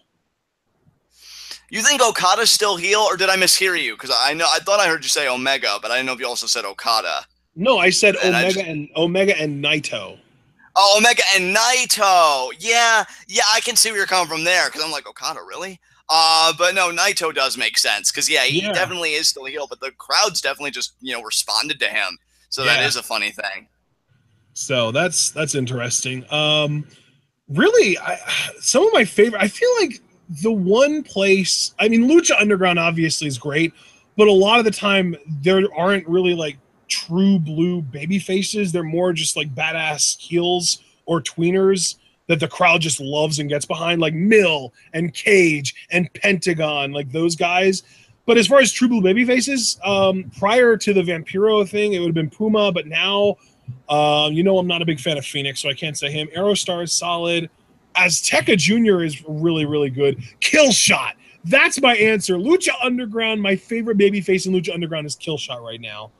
Yes, yeah, great answer. I'm right there with you, definitely. My favorite babyface in WWE is Nakamura. If we're looking to Raw, I would probably agree with you on Seth Rollins.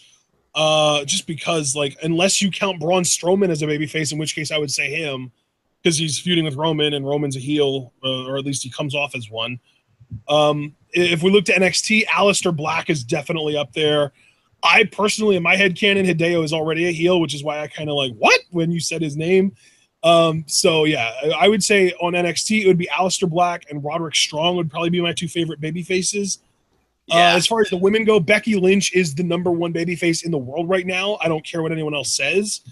And really, I guess Sasha Banks is currently a babyface, so I guess she would be like a distant second behind Becky.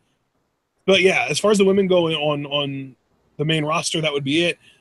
NXT doesn't really have any great baby faces. Maybe Ruby Riott. I want to see more from her, though. I feel like they really haven't given her much to do. She's been in a couple of title matches, but she's always been made to look like the least competent out of the group that she was in those two. So, yeah, that's a tougher one. Lucha Underground, I mean, I'm not the biggest fan of Sexy Star, but goddamn is she over as a babyface. You know what I mean? Oh, absolutely, dude. Absolutely. Elise is a great babyface. Yeah, for sure. Son of Havoc. Have to give him. Yeah, that's another good one. And I mean, we're going to get to see him versus Son of Madness on Wednesday. Oh, man. Oney Lorcan is another good babyface on NXT. Yeah, I feel like NXT does a way better job building up baby faces than the main roster, honestly. I would agree with that wholeheartedly, for sure. Yeah. I think Ty, when he gets... I can't say Ember Moon is on my list of favorite baby faces just because I feel like we haven't really gotten enough from her yet. I would agree with you. Like, I like Ember Moon, but I'm still waiting for her to have that definitive promo, and I don't really like the direction they've taken her creatively in terms of, like, the verbal stuff. Yeah. So, great picks all around. I guess we can move on to our next question. Alrighty, up next, we've got new questions, a new question asker. 2 questions from The Outsider. First one is, how would you book CM Punk to win the Lucha Underground World title if he were in the promotion? I'll go first. I would have him literally win the title on his first night, and not in a way that buries the current champion or anything like that. It would be a long competitive match. Maybe even have him compete in, like, maybe give him the Nightclaw treatment, actually. Give him a medallion as soon as he shows up, have him win Gift of the Gods and cash in that night, and then the following week have him win the title from whoever the current champion is, but have it be like a long, like 30-minute match, even if it's got to be 30 minutes as far as TV goes, including commercials, and have him just barely scrape by and win. And the reason I would do that is because it's CM freaking Punk, and he's literally the only guy other than Brock Lesnar and John Cena in the last 5 years that has actually popped the ratings to the WWE. And in Lucha Underground, he would draw a massive fan base. So you have to put the damn title on him, damn it. Yeah, thinking about it, working with what we have now with Johnny Mundo, I'd probably have a cinematic between the two where Johnny, because, he's arrogant and he thinks he says the best shit.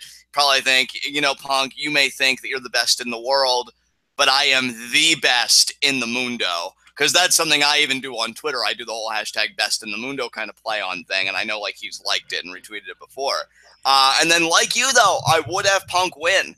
I think him and Mundo, seeing their matches in WWE, they are money together.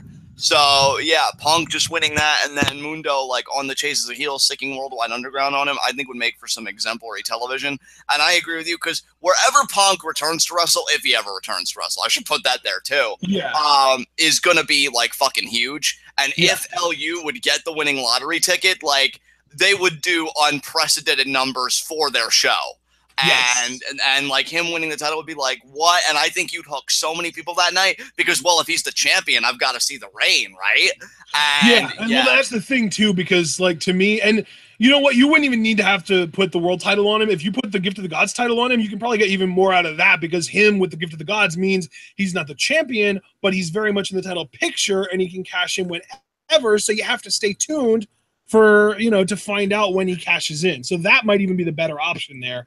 But yeah, dude, like to me, Punk is a big enough deal that he would more than double the ratings that Lucha Underground pulls as soon as he would show up.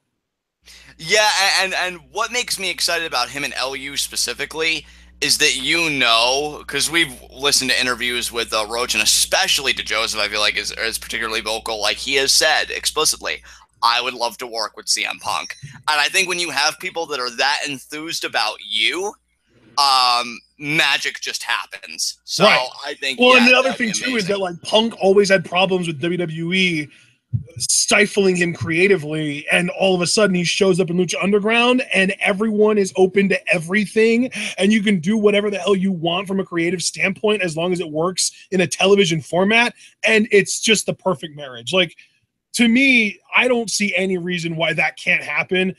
And I honestly think that if it would happen, it would be the best, not only for Lucha Underground as far as publicity goes, but for CM Punk, and it would reignite his love for pro wrestling too. Absolutely. That's why I think, you know, I'd love, because I think he has the perfect look for it. Stu Bennett maybe one day to find himself in the temple, because I think WWE, didn't he even say outright, WWE beat his love of wrestling out of him? Yes, and yes. like that is That's why fun. I was saying, like, I want him, I want Punk, and I want Ray Lapon. I want all three of them because they're all technically WWE cast-offs. So I think that they would all probably bring at least some extra viewership over to Lucha. But I think that Lucha Underground would allow them to do something creatively that's never been seen before, that WWE wouldn't let them do, that would allow them to really express themselves creatively and, like we've been talking about, reignite their love for the profession. Absolutely. I completely agree. I'm definitely going to co-sign on what you said about him with Gift of the Gods, because I will say I wouldn't want Lucha Underground to get into that kind of trap that TNA seems to have gotten themselves into, where like, oh, a guy debuts and he wins the title because, you know, that's smart. I actually like that they would almost kind of say, yeah, we know it's CM Punk, but he's still got to make the chase like everybody else. I think that's actually kind of a bold statement, which is in line with Lucha Underground. So I think Gift of the Gods would actually be better. I'd agree with you there too. I got really nothing to add though, so unless you do, we can move on. All right, second question from the outsider. What, if any, are your biggest regrets and mistakes since starting TWitWoW back in 2012? He said 2012. It's actually 2011, but I'm going to let you go first on this since I went first on the Punk question. That's fine.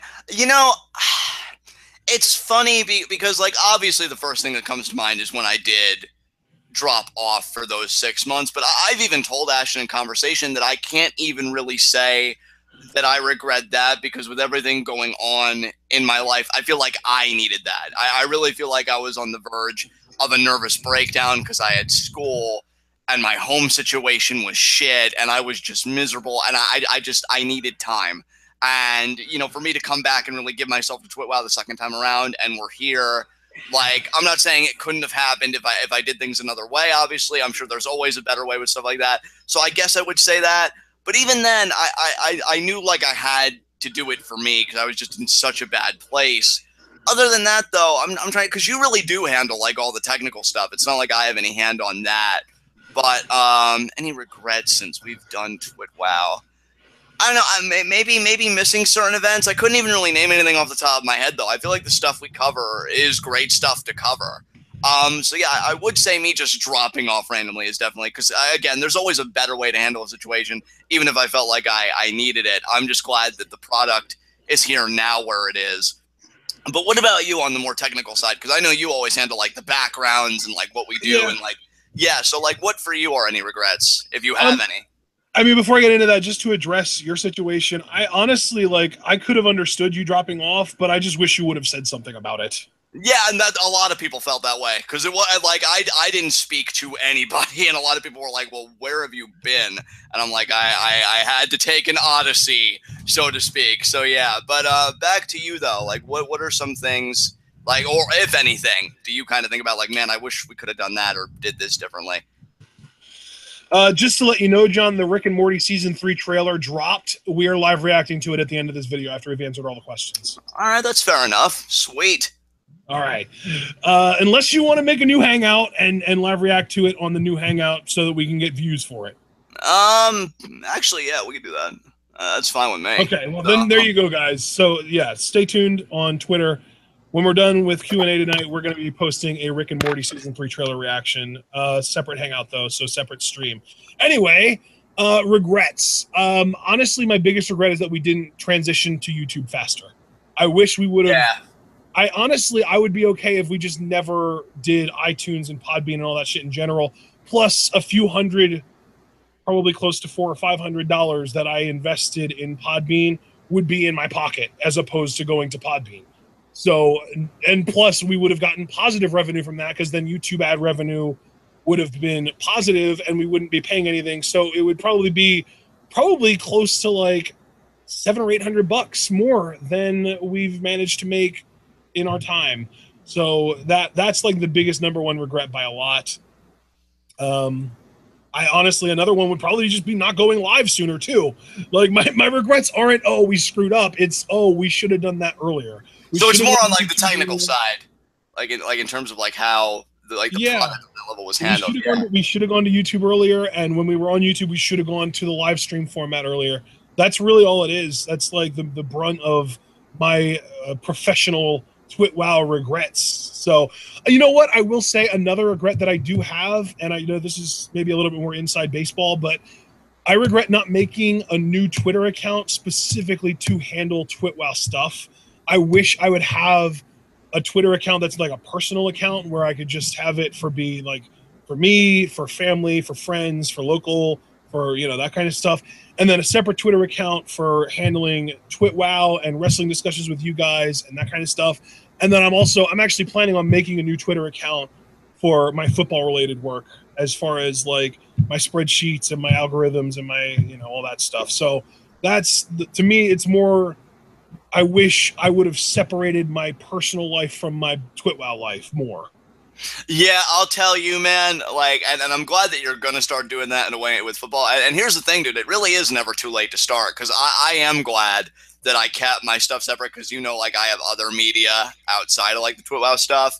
And yeah, because I think, like, when everything's together, it gets to be kind of messy. But I'm glad to see that you are going to diversify, because I can totally pick up what you're laying down there, for sure. Yeah. Anything else you want to say, or are we going to move on here? Oh, no, that's about it. And that was the second and final question from the outsider. So we can move on to Salvador Salcido had 4 questions for us. First question, have you seen the new season of Samurai Jack? And if so, what did you think about it? Oh, Sal, I haven't yet, because he knows what a huge fan I am of that cartoon. And I actually, to get myself hyped, I've been watching the old episodes again. I haven't even finished that yet. And to be honest, I don't even know when I'm going to. I have so much going on right now. But yeah, I mean, I can't wait to watch the new stuff. Thankfully, haven't been spoiled. I heard those 10 episodes fucking killed. So I can't wait. But no, I have not watched it yet, unfortunately. Same here. Moving on. Up next, second question from Sal. What are your top 5 entrance themes? Ooh, I want to go first on this. Okay, you can go first. Okay. You know what? I'm gonna try and mentally make a list. I have my number 1. Who's my number 2? Number 2, I have number 2 locked in. Number 3 locked in, and numbers 4 and 5. I'm struggling a little bit. Okay. Number 5 best entrance theme currently in the world, including actually, I'm not going to include everywhere. I'm just going to include WWE and NXT, because Pentagon Junior's or Pentagon Dark's Lucha Underground theme is amazing. And there are a few amazing New Japan themes, and Adam Cole and Red Dragon's ROH themes are all amazing, but I already have a top 5 WWE NXT themes in my head and I don't want to screw it up. So number 5, best theme in the WWE/NXT, Sami Zayn, Around the World. I sing it every time it comes on. It's amazing. Number 4, the new Killian Dane theme song is freaking amazing. I don't even remember what the name of it is, but I love it. Number 3 is Andrade Cien Almas, Making a Difference. It's an amazing theme song. Number 2, Nakamura, It gets sung every time he comes out. It's an amazing theme. Number one, my favorite theme in the WWE. Are you ready for this, John? Oh, I already know it. Give it to Here's him. to the greatest. Yes. Mike and Maria Kanellis have the best theme song in WWE right now. Did they mean contemporary themes? Because when I read the question, I didn't know if they meant just like all time or current. So I didn't know how to approach the question. It's Sal, so we can ask him in chat. What did he mean by what are your top 5 favorite entrance themes? Yeah, did Sal. You only mean current entrance themes or all time? Because right now it's current, and what I'm answering is current. But if you want to go all time, we can answer that as well. Yeah, I wanted to get your specific, Sal, because to be honest, current would take some work, but all time, I've pretty much got it sorted out in a way. So I just kind of want to get your vibe. If it is current, man, I'll give you answers. I just need to know where you're coming from. Because, yeah, I was a bit confused. Oh, you meant in general. Well, definitely Chris Benoit's whatever theme. I mean, I work out to that shit. It's amazing. I actually like Stone Cold's Paranoid theme. I mean, I know Glass Shatters is the iconic one, but whatever. Is that the one by Disturbed? No, that it was still an instrumental one. I just kind of like how it goes. The Disturbed one isn't bad either, though, to be fair. Kurt Angle's ECW theme. I know a lot of people got pissed with it because you took out my "You Suck" chance, but I think another just brilliant instrumental gets me fucking pumped. Randy Orton's "Burnin' My Light" theme. Again, work out to that shit. And Evolution by Motorhead. Like, yes! Evolution, but Evolution is a mystery. Exactly. Like, say what you will about Evolution, but you hear that, and like in my head, I just picture like, you know, all of Evolution in the limos with the women, and they're just dude, the clock ticking to start it is just impeccable. Yeah, absolutely. And there are so many that simple bow, bow, bow, bow, bow. One of the best intros to a theme song of all time for sure. Absolutely, dude. I fucking love the Evolution theme, and those are really all the themes. Like especially those last few, like Benoit, Orton's Evolution, and Angle, like those four in particular. Because I know I mentioned like Cult of Personality, and I do love that. But with those four, like those are the go-tos that I go to get pumped, to get riled up. But as far as current stuff goes, see, the funny thing about current themes is, it's not that they're bad. There is a lot of good stuff out there, but there really isn't much variance within the themes themselves. Like, they've got one beat, and it seems like a beat on a loop. You get what I mean? It's like 30 seconds to a minute that just loops over itself. Exactly. But with that said, I can forgive it if it's a beat that I like. So some of my favorite more contemporary themes, I love Samoa Joe's Destroyer theme.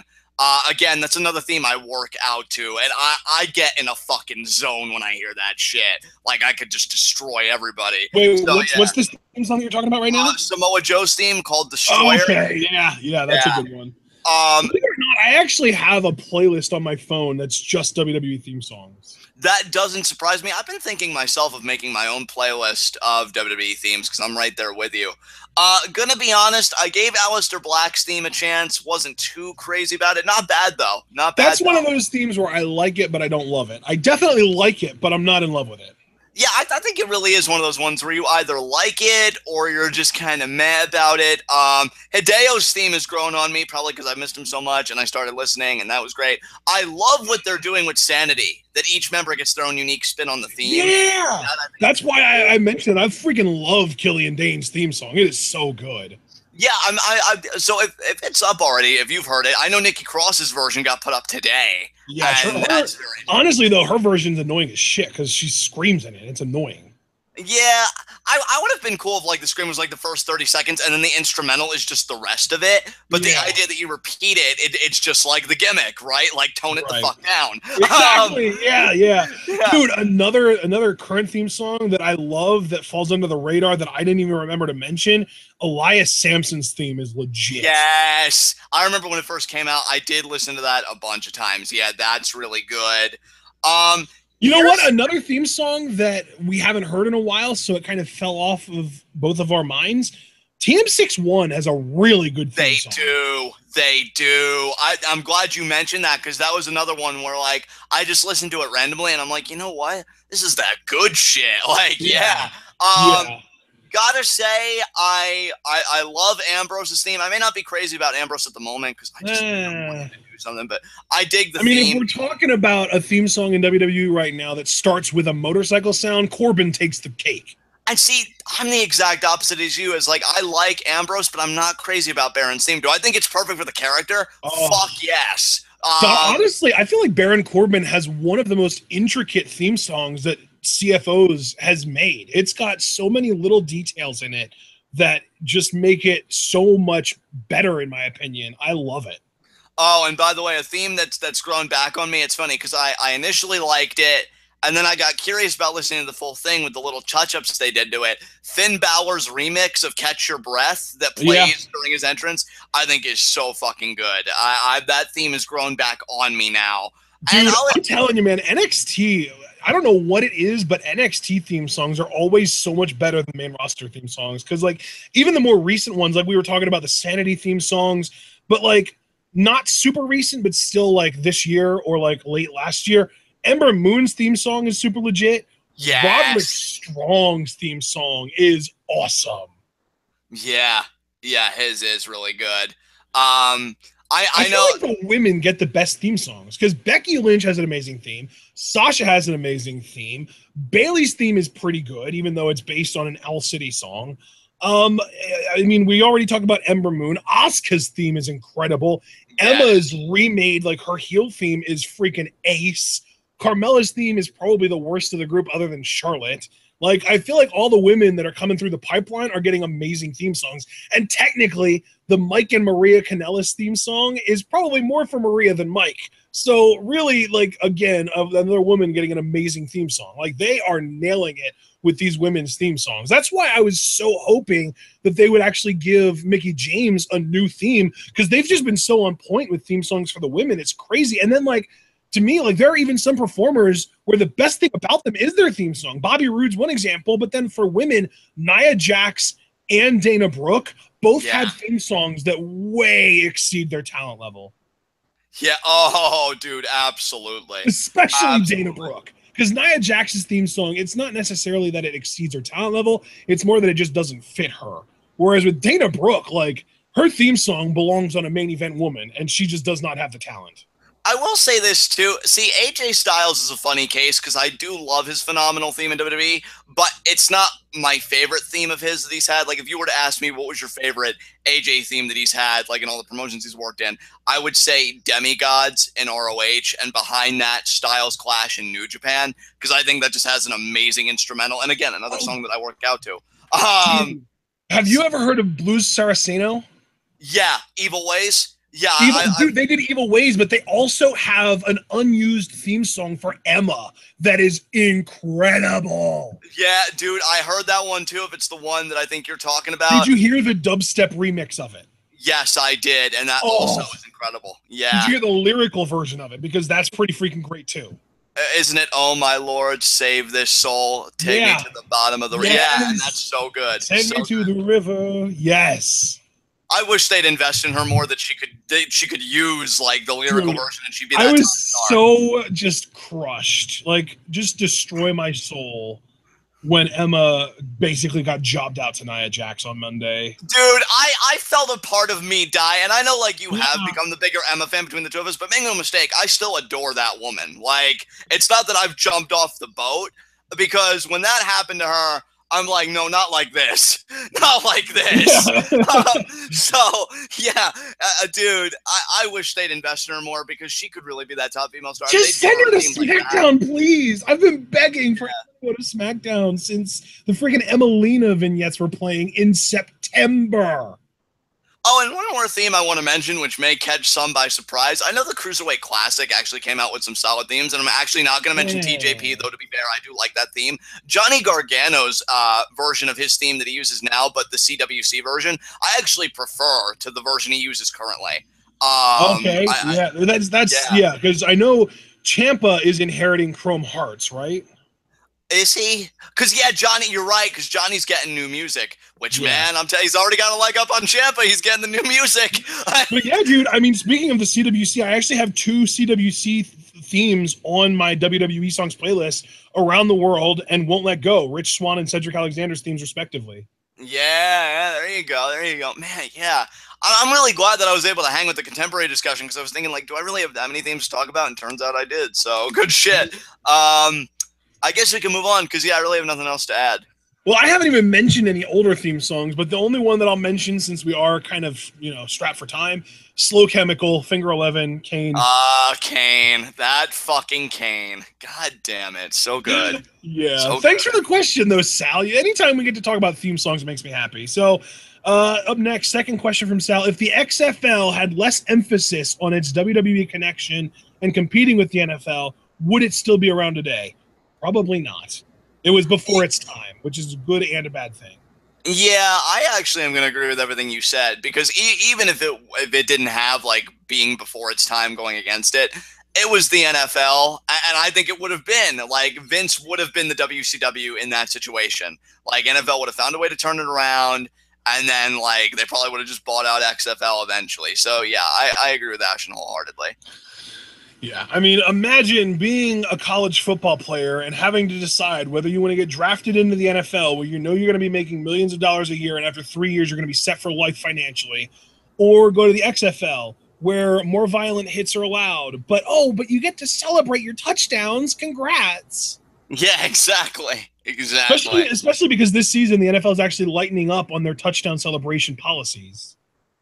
Oh, so people can actually be human beings and revel in their greatness. It's about fucking time. Yeah, I think that they still have the no props rule, but I think you're allowed to go to the ground now on your celebration if you want to. So yeah, dude, I'm gonna be honest, and again, I'm not like as big into football as you are. I only follow the Falcons, but I thought from day one that was the stupidest fucking shit. Dude, I'm like, if you run it, you don't know how out of hand it was though. Like Terrell Owens and Steve Smith and Chad Johnson in the mid-2000s revolutionized the touchdown celebration game to the point that even Joe Horn, who had always been kind of a soft-spoken, under-the-radar, very humble receiver, there was one game where he literally hid a cell phone in one of the field goal post's cushions, and when he scored a touchdown, he got it and made a call to his mom to let her know he scored. That's amazing. See, I can't be against that because you and I watch Eastbound and Down, and I am always so pro Kenny Powers. And like, he seems like the type of guy that would do that shit. So I'm like, yeah, if the rest of you have a problem with it, 2 words for you: suck less. So yeah, like it was getting to the point that they were using like the pylons as props. Like there was literally a celebration where Chad Johnson put the football down and then grabbed a pylon and hit the football as if the pylon was a putter and he was playing golf. So, like, it was definitely out of hand. It was entertaining. It was entertaining for sure. But maybe the NFL just felt like they had to draw a line somewhere, and they just drew the line a little too far, and now they're pulling back on it a little bit.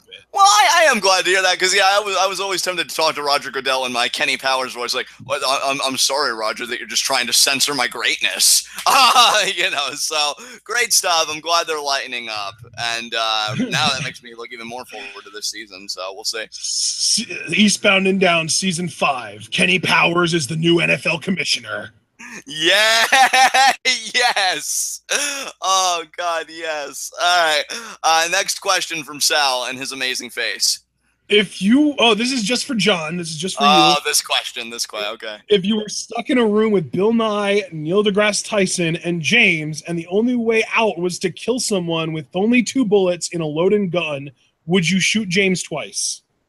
No, I would not shoot James twice because it's the same line as the burning building question. Despite what we do on here, I love him dearly. I will say this: if I let him live, he better let me toss that salad afterwards. I'm not here to fucking negotiate. So he'll probably hear this tomorrow morning, and he'll probably be like, "Oh yes, Daddy," and then yeah, that's right. Just do your fucking job. So no, I wouldn't waste those bullets on James. But of course, I have to kill somebody. So I'd probably, damn. Come on, this is so easy. It's got to be Bill Nye, right? Yeah, I was going to say, you know what? And you took the words right out of my mouth. It's going to be Bill Nye because that's what you get for having a shitty Netflix program. Yeah, I was going to say, like, Bill Nye had his chance to redeem himself and to educate an entire new generation of people on the wonders of science, and he chose to do a talk show. But you know what, though, dude? Even though you and I were talking about it, and don't get me wrong, I am still never watching that show. I passed on it when Watch Mojo mentioned it. I know you were like, oh, really? And I'm like, no, fuck Bill Nye. And I really don't care for Neil deGrasse Tyson either, but that's neither here nor there. But Bill Nye Saves the World is getting a season 2. It isn't getting canceled like we thought. Yeah, No. it's getting a season 2. So you're probably going to have to give me more than 2 bullets. But yeah, Bill Nye would be my pick because I love James too much and I'm going to eat that ass like a Costco sample. And Neil deGrasse Tyson, even though hey, he said that shit to me and worse. And Neil deGrasse Tyson, while I have my misgivings with him, I still remember that one segment where he was like hot fire on the mic and he dropped it and he's like, oh, that's called gravity. And I'm like, you got me there. You got me there. You get to live. So yeah, Bill. So I'm curious though, what are your issues with Neil deGrasse Tyson? Well, my issues with both of them is they've made comments about philosophy, which of course I'm going to be touchy about because I've been a part of that community, and I do think we do amazing things, and I think we get a bad rap when. And to be fair, because I like to be even-handed, there are a lot of philosophers that should know a lot more about science, myself included, properly, but you don't hear me talk about it though, right? Like you're never going to hear me come up here and talk about how I think physics or quantum mechanics or whatever is worthless because I wouldn't know what I'm talking about. And I feel like they do the same thing when we're doing such great work. And I'm not saying you don't have to like us or even respect us, but I would like that you understand us, and I don't think that they do. So, but yeah, Bill Nye, though, is even worse because then you had to go and you had to have a shitty Netflix show, so you die. So, yeah, James, Tyson, get in the back of the car, you live. Bill, you know, I guess you're just a dead guy now, so I don't really know how you make a theme song out of that, but you do you, bruh. You do you. So, I guess we can move on. All right. Up next, we had 4 questions from Ella. From Ella Says Stuff. First one, thoughts on the colonization of Mars? Oh, I definitely need to get your thoughts on this. What do you think about that? Because it is talked about with. I'm actually really excited about the prospect of being able to do it because, like, from what I understand, there's ice on Mars. And if there's ice on Mars, that means there can be water on Mars, which means that humans can eventually, at some point in time, live on Mars. But you need to terraform the shit out of it, which, again, arguably the biggest problem the world over right now is overpopulation. So if we have another whole planet to put people on, hell yes. Here's the thing, Ashton, because of course it's me, right? And I've got to kneel down and shit in the punch bowl. I love the angle that you're coming at it from, and you're 100% right. But why it terrifies me is the same thing that terrifies me about this current planet. Who benefits from us doing all this shit on Mars? I knew you were going to bring that up, and I was going to touch on it, but I felt like I had to kind of step back and let you talk. But yeah. Well, no, if you want to touch on it, please, yeah. Well, no, obviously, in the real world, the only people that are actually going to be able to get to Mars are the super rich because they're the only ones that are going to be able to afford going there. So, yeah, the actual colonization of Mars isn't practical from a sort of what's a word, John? You're good at the isms and the ists. What's the word that means that it benefits the people over the government? Oh, benefits the people. I mean, I guess populist, even though I know that has negative connotations, but yeah, populist I think would be the best word. Okay, so the colonization of Mars is not going to be a populist thing. It's going to be very much focused on allowing the richest people on Earth to basically be able to take over another whole planet rather than just living there. They're going to not just colonize it, but also basically conquer it in a way. Yeah, and see, that because here's the thing. If you come at it from the approach that Ashton is without factoring in the sociological, economic, and political and all that stuff elements, it is a fascinating prospect, for sure. Like, I share in his enthusiasm. But when you think about the kind of species we are and how well we've done on Earth, I'm just like, oh, so now we're going to pollute the galaxy with our bullshit. Like, I'm not really feeling that. Imagine how Rick would feel about that, John. I know, it's like, who gives a shit, Morty? There are billions of universes. We could live to fuck this one up. And I'm probably a lot of burps in between. I was thinking more along the lines of, no, Morty, we can't let this happen. If this happens, it's just one step in the wrong direction. And next thing you know, they're going to try and move even further. And I do not want them in my backyard. There you go. That does seem more in line with right. But yeah, again, I love your enthusiasm, but I'm just the guy I'm always thinking about because, I mean, you know, my politics and all that fucking shit are like, oh, God, capitalism colonizing Mars just seems like pure cancer. Like, no. But it's going to happen eventually, so I'm very curious where all the chips are going to fall when it does. But, yeah, really cool question, Ella. So what's our next question? Thoughts on Clint Eastwood? Did you answered first on the last one, right? So yeah, you did. Here's the thing. I don't agree with Clint's politics, but I do enjoy the movies of his that I've watched. Even the more like uncomfortable ones for some people, like Gran Torino. Loved him in $1 Million Baby. That's a movie I don't talk about enough, but I adore that film. I'm actually due for a rewatch because it's been so many years. But yeah, so I like his movies to a point, and I only say to a point because I haven't seen that many. But what I've seen, I like. Again, don't agree with his politics, but I don't really have to. So yeah, that's kind of my thoughts on Clint Eastwood. What about you? I really don't have an opinion on him. He was really good in Any Given Sunday, and that's about it. Yeah, all right. Well, there you go. Third question. Yeah, third question is thoughts on Danny DeVito. Actually, oh my God, I'm so stupid. Clint Eastwood wasn't in Any Given Sunday. Al Pacino was. I'm so dumb. Yeah, I don't know if I've ever actually seen a Clint Eastwood movie, to be honest. So. And here's the thing, your thoughts about Clint Eastwood, I would express about Danny DeVito, because I know I've seen him and stuff, and he hasn't been bad, but, like, I really don't even know what to say about him. Like, I haven't had that prolonged exposure, you know what I mean? So, yeah, I guess what you said about Clint Eastwood, I'll say about Danny DeVito. So, do you have any thoughts about Danny DeVito more than Clint Eastwood, or? I love Danny DeVito in Matilda and Always Sunny in Philadelphia. And that's about the extent of my knowledge of Danny DeVito. Oh, wait a minute. Before we move on, I just have to ask, like, you're a fan of Always Sunny in Philadelphia then? Because, like... I've seen, like, the first 2.5 seasons or so. That's far more than I've seen, because I haven't even seen episode 1. And I have, like, friends that are, like, die-hard Always Sunny fans. And I know Pop Culture even came out with an Always Sunny in Philadelphia philosophy book, and I was tempted to partake, because I seem to have a higher success rate with source material that I have no idea what the fuck is going on. But I never contributed anything. But I've always been curious about the show, and I know... honestly, I feel like you would genuinely freaking love Always Sunny, because you've got this whole Johnny Scumbag thing, and everybody in that show is a piece of shit. Yeah, the last thing I wanted to... First of all, I loved how you said that for some reason. Second of all, the thing that really sold me on Always Sunny really is exactly that, because Wisecrack did an analysis of the show, and they said how they subvert all the tropes that you'd see in, like, Friends or Seinfeld, where it's like these people don't get better. If anything, they get worse. And I'm like, you know what? Well, and that right there is why the number of seasons I watched isn't a nice, clean integer. It's a fraction, because I couldn't keep going because it was starting to annoy me. So I just stopped 2.5 seasons in. Oh, Ella says she loves that show. Yeah, well, I mean, if she loves it, and you at least gave it an honest chance, because 2.5 seasons is more than an honest chance. I really should check it out on my own time. I think it should be on Netflix. Here's the thing, dude.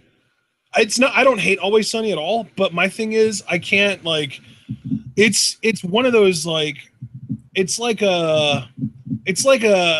And when I say this, people are going to be like, "What?" But just hear me out. It's like a CSI or like like a Law and Order or a House for me, where there's a pretty similar like formula to every episode, and it's one of those things where if there's nothing else on TV and you're bored out of your mind, you can put it on and it's good for a few laughs, but it's not interesting enough for me to really want to dive in and watch every episode of every season. And really the only reason that I got through so much as I did is because I just had it playing in the background one day in chronological order on Go Movies, and it just was playing and I was just like, yeah, sure, this isn't horrible, so I'll just let it keep going. Oh, so that's your putter show. Interesting. Is that what that's called?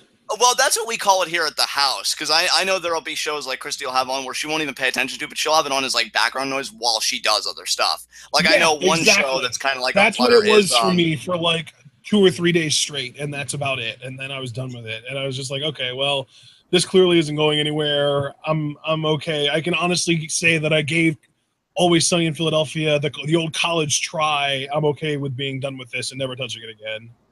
Yeah, I mean, I'll have to watch Always Sunny eventually, but I've been getting into a bad habit that shows that I watch on my own time, I've kind of dropped, and it's kind of concerning to me because I know some are coming to an end and others are like close to returning, and I'm like, what am I going to do? But then there are other shows that I really have been great about consuming that I want more of. Like I know Black Mirror season 4 is due this year, so I don't even know when I'm going to be able to get Always Sunny in there, but it seems like my kind of show, so I'll definitely check it out. But in the meantime, what was Ella's fourth and final question?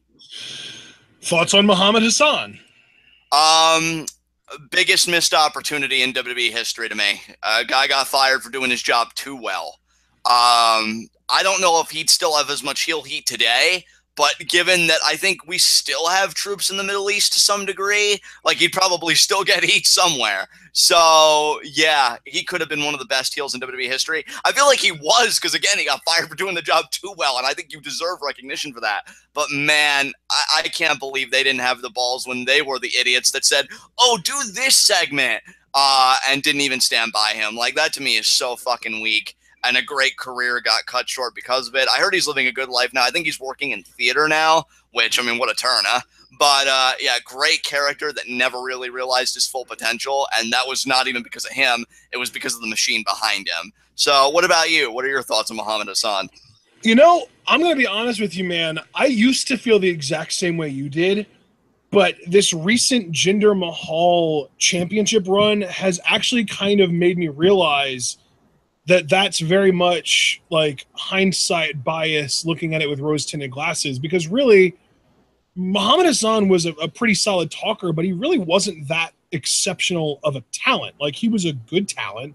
He was a solid hand, but he wasn't great in the ring. He was a good but not great talker. He was kind of charismatic, but not overly charismatic. He had a great look, but that's something Jinder has in common with him. So to me, it makes me realize, like, yeah, what they were doing with Muhammad Hassan was working, but also they did that with freaking Rusev more recently, and you know, at a time where people aren't even like overly sensitive, like, oh, Russia's the worst, the way they were with Arabs back when Muhammad Hassan, and Rusev got ridiculous heat for it too. So you can't say that this guy was the biggest waste of a superstar ever, knowing that he's not even that exceptional of a talent top to bottom anyway. To me, if we want to talk about the biggest waste of a superstar of all time in WWE history, we can blame Bill DeMott for this one. It's got to be Kenny Omega. Oh, yeah, because now look at what he's doing now. Yeah, oh, like, man, that's yeah. the guy that you can call the biggest waste of a superstar ever, not freaking Muhammad Hassan. Just like, he got a lot of heat, but it's really easy to get a lot of heat in WWE. That's all they do these days, is build up heat, and they have a hard time even paying it off. How would they have paid off all of that Muhammad Hassan heat? We don't know. They could have squandered it without firing him. We don't know. We'll never know. But I feel like because his run got cut off early, it elevated his status to the point that people like you and I were, and you still are, under the impression that he was like the biggest missed opportunity ever, when in reality, he might have been a missed opportunity, but we don't even know if the opportunity that we missed out on would have even been that great in the long run. Can I just tack something onto what you just said? Because you definitely gave me like a new perspective to look at it from. I think where Muhammad Hassan really benefited, he came in at the perfect time, because while the Foreigner storyline shamefully still works in 2017, Muhammad Hassan was like the 2004-2005 era, if I'm not mistaken, or 05-06 at best, because I think he left in 06. And Islamophobia was so high then, because even though that was a few years removed from 9/11, like, the hate crimes and everything were up. Like, it was that point in time where you were far enough removed from 9/11 that you could pull off an Arab gimmick, but you were also close enough to it that it was still pushing a button that people were sensitive about. Exactly. Like, I feel like Muhammad Hassan happened at the right time, but the thing about that is we also saw the consequences, because the time may have also been too right, because you do a segment like that, and it's like, oh, we've got to pull the plug. So maybe Hassan isn't even like this exemplary talent as an individual. Maybe he was an adequate talent that just happened to inherit exemplary circumstances. And maybe that would just be a better way to put it. That really is what it boils down to, is Muhammad Hassan isn't an example of a wasted talent. Muhammad Hassan is an example of the WWE finally getting something right and then squandering it anyway. Yeah. And I mean, I do agree with Ella, for the record. She's like, everything Hassan said was 1,000% true. Hey, I'm with you, man. Especially now. Like, I could go back and hear those promos, and I'm like, he's not wrong. But, no, and that's the thing, too, is we've got to remember that this was post, like, 2002, 2003, when Stephanie McMahon took over creative. So every word that came out of Muhammad Hassan's mouth was written for him by a writer. That wasn't his talent. That he yeah, exactly. That was some writer giving him great material. His delivery was good. I mean, I already said that he was good, but not great as far as a talker goes. But you know, we're very jaded at this point about today's product, and we're always looking to the past as like, you know, putting it up on pedestal, like this is so much better. But really, with hindsight comes bias, and if we look at it objectively, Muhammad Hassan was a wasted opportunity, but not an exceptional talent, and I don't think we can call him the biggest wasted opportunity ever because of that. Right. Yeah, you've definitely given me a new appreciation for that. Did not expect that to come out of that question. So I guess we can move on. We have 4 questions from Super Blue, and these are the first questions that we got in June. Everything else was in May so far. First question, how do you feel about Trump pulling the U.S. out of the Paris Climate Agreement? Gotta be careful here, John, because another political related question. I really don't care, but not for the reasons you might think. Obviously, climate change is important. I don't care that he pulled out. That's probably also what she said. Sorry, I had to. I have the maturity of a 12-year-old. But I think my concern is more that he doesn't have a plan. Like, for instance, Nicaragua, right, pulled out of the Paris Climate Agreement, but they said that the agreement wasn't aggressive enough, and they didn't like how everything was structured. And you're talking about a country that doesn't have nearly the same carbon emissions as we do, as like a very industrious, you know, industrial kind of society. And yet they thought you need more aggressive action on climate change. So I don't care about the agreement because, again, you can look to Nicaragua and you can see that you don't need it to succeed. What I don't like is that he pulled it out because he thinks that global warming was a hoax developed by the Chinese. So that's really my problem. Isn't the agreement in and of itself, it's more, you know, no pun intended, the climate surrounding it, and that the leader behind us pulling out doesn't even believe it's an issue. Because if we had a leader like, you know, Nicaragua does, we would be having a plan and it would be more aggressive, and that'd be great. We have no plan, and that's essentially the problem. What about you? What are your thoughts? I agree. I feel like, yeah, the action is alarming, but the action isn't as big of a problem as the frame of mind that led to the action being taken. Exactly. Beautifully articulated. Yeah, Trump, someone needs to get Trump woke bad.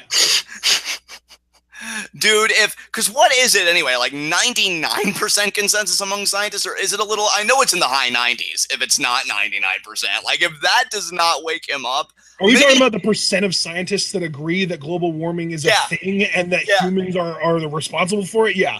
I think that it's like 99% agree that global warming is happening, and I think at least 70% of those people agree that it's because of people. So exactly, and I'm now at this point, I'm even curious how many of those percentages think that it's too late to turn back, because I've already heard some people say, well, it's kind of meaningless now. What's going to happen is going to happen. But I think if you wanted to wake Trump up, you'd have to make it related to him. Like, oh, if you don't do something about climate change, this is what the planet's going to do to your businesses. Oh, no! And then you get some... I don't like lumping people into groups, but I've noticed this a lot more with the right-wing conservative types than the left-wing liberal types. Have you ever noticed that there is a certain type of person where they're incapable of feeling empathy for an individual or a group of people unless they know somebody that belongs to that group and like that person? Yes. Like 90% of the conservative base that hates gay people have never met a gay person in their life. Or if they have, it was a bad experience. Whereas the people that actually are conservative or whatever that have known and met nice people that they found out later were gay, they're like, oh, well, I guess gay people aren't all that bad. And it applies almost across the board. Women, if a really like right-wing conservative Christian male has a wife and a daughter or two, his views on women will change completely compared to your stereotypical right-wing conservative Christian male who is single with no kids, or who has one of the sort of subservient type as a wife and a son or multiple sons and no daughters. That is just my personal observation. I could be wrong, but it's not 100%. Obviously, I don't like to group people like that. I like to just, work on people on an individual basis, but I've definitely noticed that there is definitely a trend where people are incapable of empathy for individuals if they don't belong to a group that this person's already met a person from and likes. Yeah, I've kind of noticed a similar thing. What's always so delicious is that dickish group, like the people that you said like maybe have all sons, or like or no, the people. Yeah, I'll go with that example for now. And it turns out like news comes out, oh, they had a mistress and they paid for the abortion. Oh, well, that's interesting. You want to Yeah, talk dude, about like, that? oh, there's this conservative representative that thinks that Planned Parenthood is a good thing and that women deserve to have autonomy over their own bodies. And then he comes out with a statement, look, I've got a wife and daughters, and I believe that women should be able to do what they want with their bodies. Like, oh, so that's what it took. You needed to literally have a female body who came from your sperm in order for you to empathize with women. That's great. I mean, dude, it scares me. And again, like you, I'm not trying to group, but because again, I think psychological studies again have been done on this. When you look at the wealthy, like the more wealth you accumulate, there's apparently like a relationship between that and like a decrease in empathy, and it really bothers me. Yep. Really bothers me that with those types of people. Again, I could be wrong, like you said, but like there has to be some kind of emotional proximity on some level for them to give a shit. Oh, and I love the typical answer, right? Whether it's blacks or gay people. Oh, I have gay friends. The amount of effort it probably took for you to have those words come out of your mouth.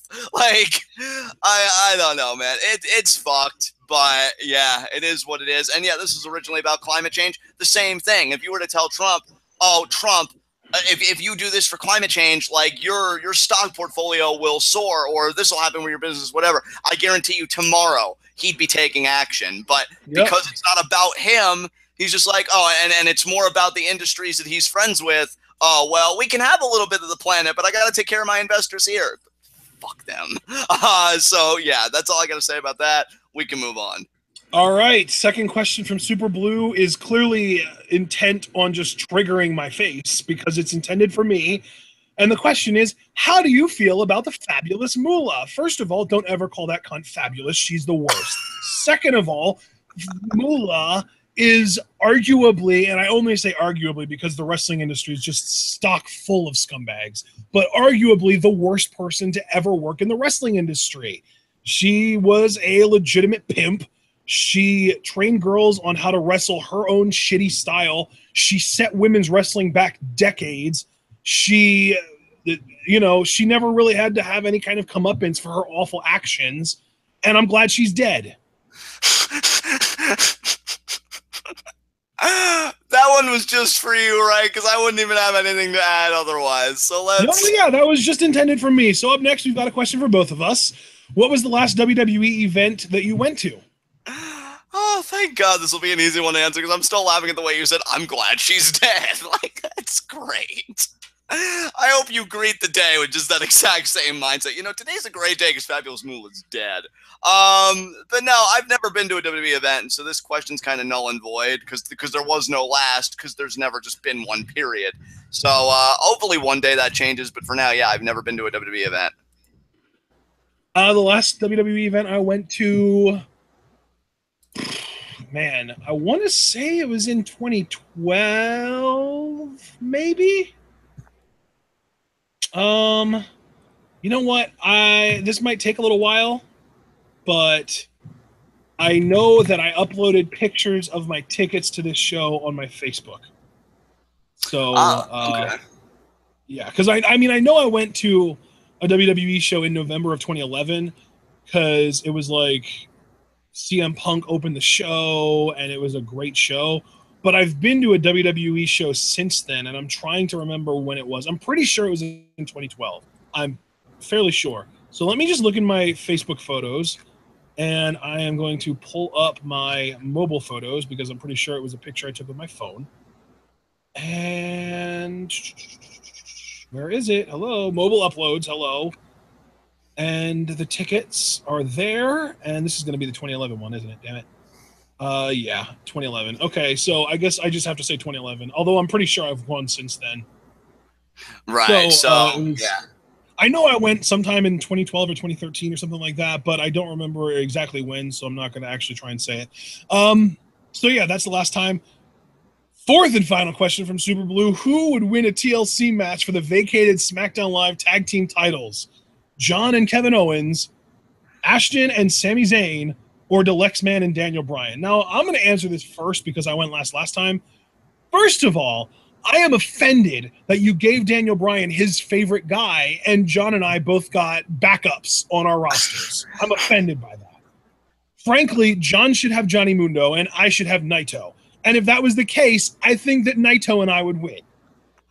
Dude, the funny thing is, I ain't even gonna, because here's the thing, and this probably is gonna be the most dickish answer I give in the entire Q&A, but I don't give a fuck, because it's honestly how I feel. With Daniel Bryan, you just have to do one head-based move to him. He probably has his 50th concussion. I was just gonna say, dude, Naito would totally drop him on his head.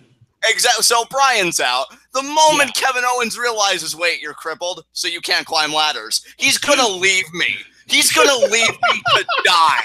So he's going to walk out on me like he's walked out on every other partner in his life. And I dare any of you to have the balls to look me in the eye and tell me I'm wrong. That's why I suggested Mundo instead of Owens, though, because Mundo is already, like, familiar with you enough that he would be like, oh, well, we'll make this work. Dude, he'd probably do parkour on my crutches, and it would be the most amazing fucking thing I've ever seen in my life. He would literally stand on your crutch to reach the belts.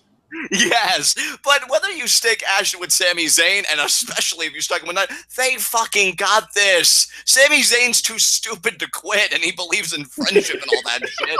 And Ashton's not nearly the prick that I am, so he could buy into that shit with Sami Zayn. I mean, yeah, you would have to get me the giant gold Big Show ladder if you want me to be able to climb the ladder, because I hate ladders. But see, here's the thing, and again, I don't say this to be offensive. This is just honestly because I saw this question so early in the day, and this is my thought process. Who the fuck even said you had to climb?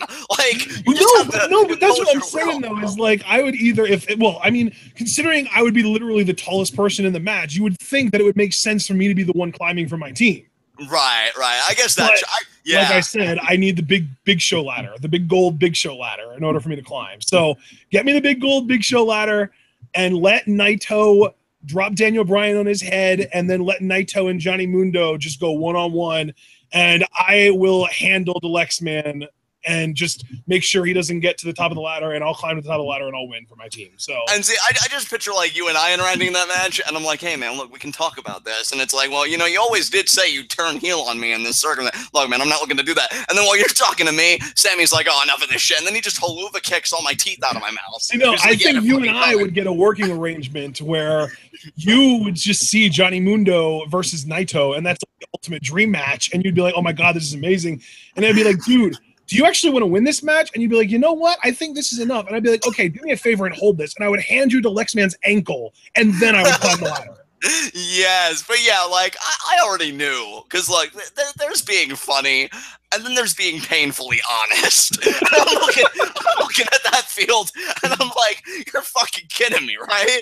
Like, that man is going to abandon me quicker than my own father, for one. And then second of all, like, I love you, Alex. I do. But Daniel Bryan ain't shit. One DDT, and he's busy thinking that 2 fingers are 5, right? And then Ashton's the only one with a partner just adequate enough to do this shit. Plus, we know the lengths that Sami Zayn will go to in ladder matches, right? Because he's killed Kevin Owens. Dude, and especially if I have Zayn and you have Owens, Zayn owns Owens' face in ladder matches. He has bumped him on ladders more than any other duo in the WWE. Yeah, like, who asked this question again? Who was this? This was Super Blue, the same guy that asked me about frickin' Moolah. Super Blue, you made me Super Blue, realizing how inadequate I would be in this setting. God damn, man. I'm looking at this and I'm like, I really am the bitch in this equation. Like, I now know how James feels every day of his life. So, yeah, this was a weird question for me. But if I'm honest, yeah, you could put Ashton with Sammy like you did in your question. If we took liberties and you gave him Naito, he wins every time. Like, so yeah, Ashton is his team. So enjoy that SmackDown Live Tag title reign, dude. Damn. Hey, man, we're going to be better than Heath and Rhino, that's for sure. That's so true. It's not even that hard. We even have a similar team composition, too, if it's Sami Zayn, because Sami Zayn's a ginger like Heath, and I'm a big, strong, thick guy like Rhino. Yeah, there you go. There you go. Yeah, way to own that shit, but yeah, you guys make amazing tag team champions. I ain't even that. All right. Up next, we have 4 questions from Iconic 6494. First question, I don't even know how to answer this, so I'm going to let you go first. Oh, Jesus. Which are you, an assassin or a Templar, based on ideology and historical key numbers, whatever the hell that means? I'm going to look up Templar real quick. I'm pulling a U, because I know I'm not an assassin, because if I just denigrated myself in a ladder match, you really think I'm going to be able to kill a bitch? Fuck no. So let me see. Knights of Templar. This is more of an educational thing. I'll probably do Knights, I think Templar is like... It's like ew, military. Catholic military, or ew, no, that's just kind of marky to me because I'm not down with all that religion and stuff. I mean, obviously I have friends who are, and that's great for them, but that's just never been me. So I guess by default, assassin, but I know I would suck at it. What about you? Oh God, I don't even know. You want to be an assassin with me? This is an Assassin's Creed reference. Okay.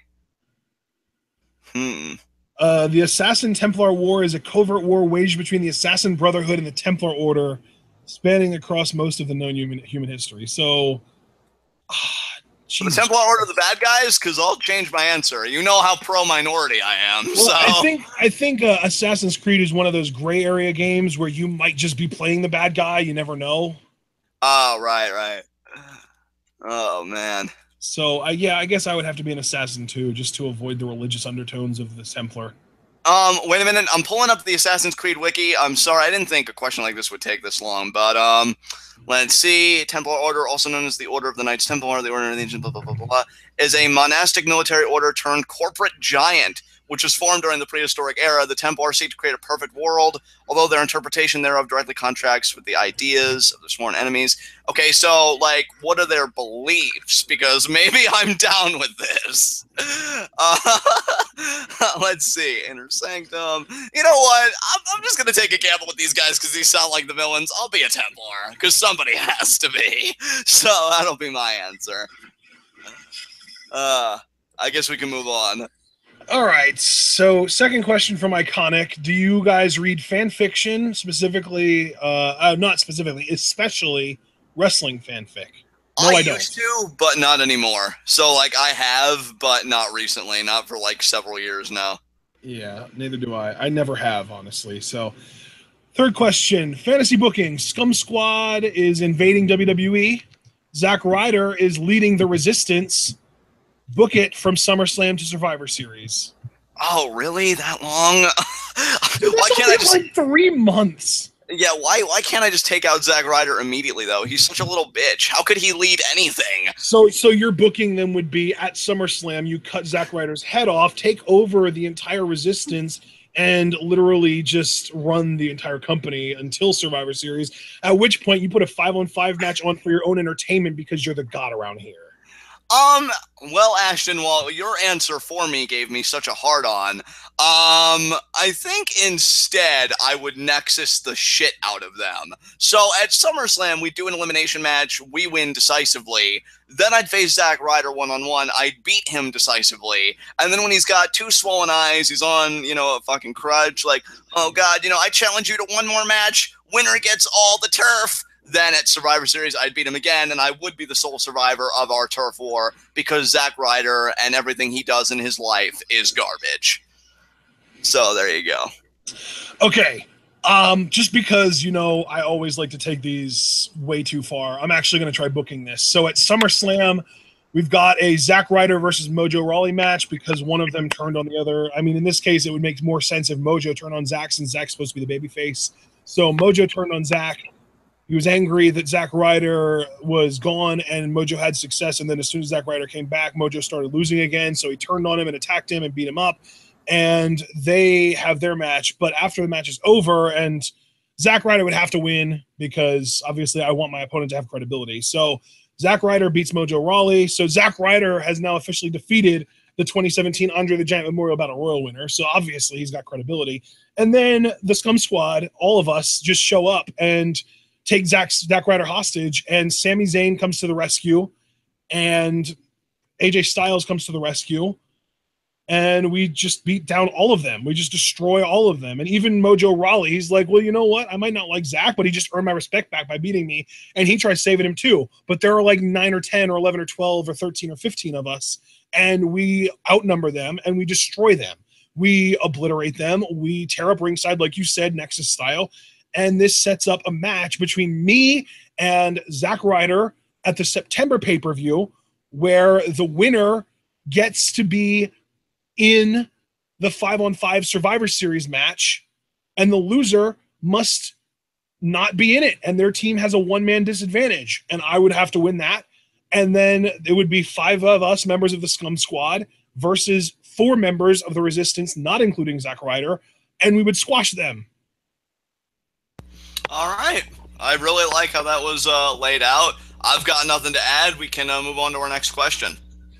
All right, fourth and final question from Iconic. Top 3 horror movies. You want me to go first on this? Oh, sure. Okay. Number 3. I'm trying to think. Give me a second. The first Saw movie is my number 3.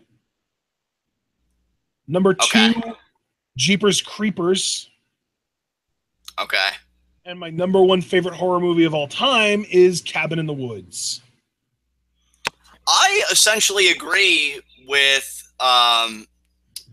I would swap your 3 and 1 because I loved Cabin in the Woods, but that first Saw was a revelation because that final twist at the end, I remember watching that with my sister and we were both stunned. My number 2, though, I would swap out Jeepers Creepers with Trick or Treat because when you showed me that movie, I was very impressed. I'm like, this is really cool. I never really seen a horror movie like that. So yeah, 3 Cabin in the Woods, 2 Trick or Treat, and 1 would be the first Saw. So yeah, it's nice. My list. Cool. All right, so that was it from Iconic. We have a question from David Fanara on Facebook, and he asks, "How are you?" Oh, I'm actually excellent right now. Things are going surprisingly well for me. Hopefully that continues. But yeah, I'm doing good, man. Thank you for asking. How are you doing, Ashton? Yeah, man, I'm in the same boat. I'm feeling great. I recently, because I've been having all these computer problems, I had my laptop where the hard drive failed back in February, and I had the hard drive fixed. It cost me like $75 or $100, and that sucked. But then it's still, even after the hard drive was fixed, I was still getting blue screens of death. So I went entirely into the cloud. I put everything that was important to me that I knew I needed into my Google Drive. I stopped saving important things to my hard drive, and it was, and plus the guy that fixed, quote unquote, fixed the laptop by fixing the hard drive must have screwed something up as far as the graphics card drivers, because after I got my laptop back from him, the graphic card drivers were non-existent. So my laptop just didn't know that it even had a graphics card in the first place. So it made watching 60 FPS videos on YouTube literally impossible. It made playing video games literally impossible. It was pretty much just an email machine at that point, and maybe like GBA emulation at most. So it was rough. And even GBA emulation started to feel kind of laggy if you played it long enough and used the hardware acceleration long enough. So that sucked. So then eventually my mom, we kind of talked it over, and she had a laptop that had an APU, which basically is a CPU with a built-in graphics card. It's got integrated graphics, and her computer was perfectly capable of 720p video. And I had to use it to play Brawlhalla with you, John, because of how bad the graphics card was on my laptop. So over time, we just kind of ended up realizing, like, maybe we should just get a new laptop for my mom. And we did, and we got her a cute little 11-inch Chromebook that she absolutely adores. It's a tiny little super light thing that she can use for anything she wants. It's actually got more processing and graphics power than the bigger, hulkier, bulkier laptop that she gave me to use for a little while. And once I started using it, it was great as far as like playing Brawlhalla and watching 720p YouTube videos and shit like that. But it was also starting to feel very slow, very laggy. So I went on PayPal and I applied for PayPal credit, and I got a nice bulky PayPal credit line, and I used it to buy a brand new laptop that's literally more powerful than the desktop in my room that I built 2 years ago that I barely use because it's a desktop and it's in my room and I don't ever go in there. So Now I am recording this video on a brand spanking new amazing laptop that I'm going to have to pay back over the next 6 months, but that I managed to get with PayPal credit because PayPal is freaking amazing. And I got it off Best Buy, which takes PayPal credit, which is apparently also amazing. And I am extremely happy about this laptop. And it's like made everything so much better, so much easier, so much faster. The reason that you guys are so happy about the mic quality is because I'm not even using headphones to record this. I'm literally recording this with my laptop's built-in headphone, or not headphones, microphone, and it's got amazing sound quality, better sound quality than I've had in a long time, I think. And I'm just super happy about it. So yeah, that's how I am. I'm excellent because I got a new laptop that, you know, ask me again in December when I have to have the thing paid off, and I might not be so happy because it's pretty freaking expensive. But I'm still just stoked that I have this great laptop now, and paying it back is something that I'm just going to have to attack as it comes. As painful as it's going to be, it'll be worth it because this laptop is exceptional, and I'm ecstatic I got it. So that's how I am. I'm amazing. He really, guys, he has been so giddy about it. And when I think about me, like, our house is getting renovated currently, which it's been long overdue. So that's amazing. Me personally, you know, my career, you know, in philosophy, it's still ticking. I got my first speaking engagement in 8 days. I am so fucking stoked. 8 years of grinding. I finally give my first public presentation of my work. Hopefully the first of many, but just to be able to taste it once when it's a dream I've had since I was 18 years old. You know, just feels amazing. So yeah, my life is in a surprisingly good place. Kind of makes me think that the shoe is going to drop at some point, but don't for now, say that. G1's coming up. I mean, and that's where I think the shoe is going to drop. But I'll tell you what, you want to know how I'm doing right now? I'm doing freaking amazing. I will be over the moon if we get through this G1 without any problems. Just one time. One time I'd like to get through this tournament without any problems, so ask me again then. But for now, my life is everything I've ever wanted. Like, I really do pretty content right now in the best possible way. So yeah, that's a great question. Thank you for asking. We can move on. Okay. Oh man, where are we? Up next, we had 2 questions from Races Fan Rocks 4. First one is, what do you think of Charles Barkley hating the NBA playoffs and loving the NHL playoffs? I can't even answer this question because I'm not a fan of either entities. So. Oh, okay. Well, I'll answer it. I get it. I really do. I think that the NBA needs to take more steps to really encourage parity among the teams, because really the way it's set up right now, you can expect Golden State versus Cleveland for another like 3 to 5 years every year in the finals. And honestly, I don't see how Cleveland's going to beat Golden State unless a Justin Durant level talent jumps ship and goes to Cleveland. And I don't even know if they can afford someone like that right now, because yeah, Justin Durant going to Golden State, it was a great career move for Justin Durant. It was a great roster move for the Warriors, but it was a horrible move for the parity of the rest of the NBA, because now this is a team that's literally too good. They shouldn't be allowed to exist. They're too good. They were in the finals and almost beat Cleveland, and then they added one of the top 5 players in the entire NBA over an offseason, and it put them over the moon to the point that they not only beat Cleveland in the finals, but they beat Cleveland 4-1 in the finals. It was a dominant showing. And the previous year they were up 3-1, but then they blew the 3-1 lead, which has kind of become a meme since then. But yeah, Golden State is going to be dominant, and they're going to be dominant for a little while. And Cleveland right now looks like the only team that can challenge them. So yeah, that's why Charles Barkley wasn't a fan of the NBA Finals, because he knew who was going to win it before it even got played, before the season even started, really.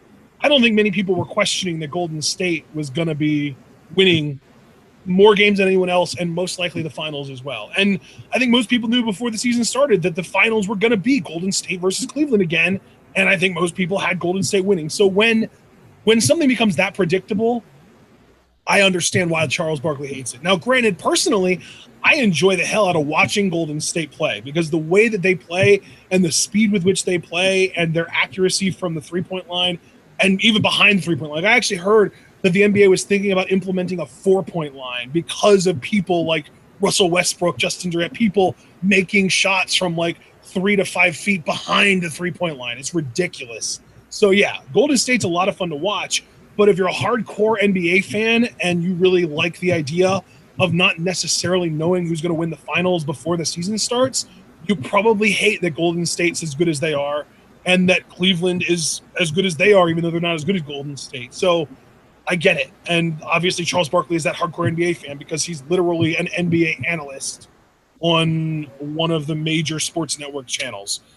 So, and yeah, apparently the NHL finals were like full of drama and really exciting. And I think the Pittsburgh Penguins won, and there are a lot of people that have been rooting for them for a while. So yeah, I get it. I get why Charles Barkley would have preferred the NHL finals to the NBA finals. Next question, Racist Fan Rocks 4's second question. If you live react to Ultima Lucha 3, and we will, what 3 podcasters would you have on to live react to, and one person from Lucha Underground? Again, I feel like with podcasters, we already know our own things. So if I was to be snarky, I'd say me, myself, and Ashton here. But somebody from Lucha Underground, oh man, just one person. See, because I'd love like the writing team of Roach to Joseph and Waganen, because I think that would be really cool. But if we couldn't have all 3, I wouldn't want to cause like anything there. So we'd probably just go with a talent. What's one talent that you and I both really love? Like Marty, maybe? Because I know you're a Mundo fan, but I'm talking about somebody we could be like equally jazzed about. Because I know, like, if it was like a Mundo or a Puma, like one of us would be really jazzed, or a Mill. Honestly, dude, my answer was actually going to be Mundo, and I don't even care because honestly, I've never been like the I want to meet the celebrity type.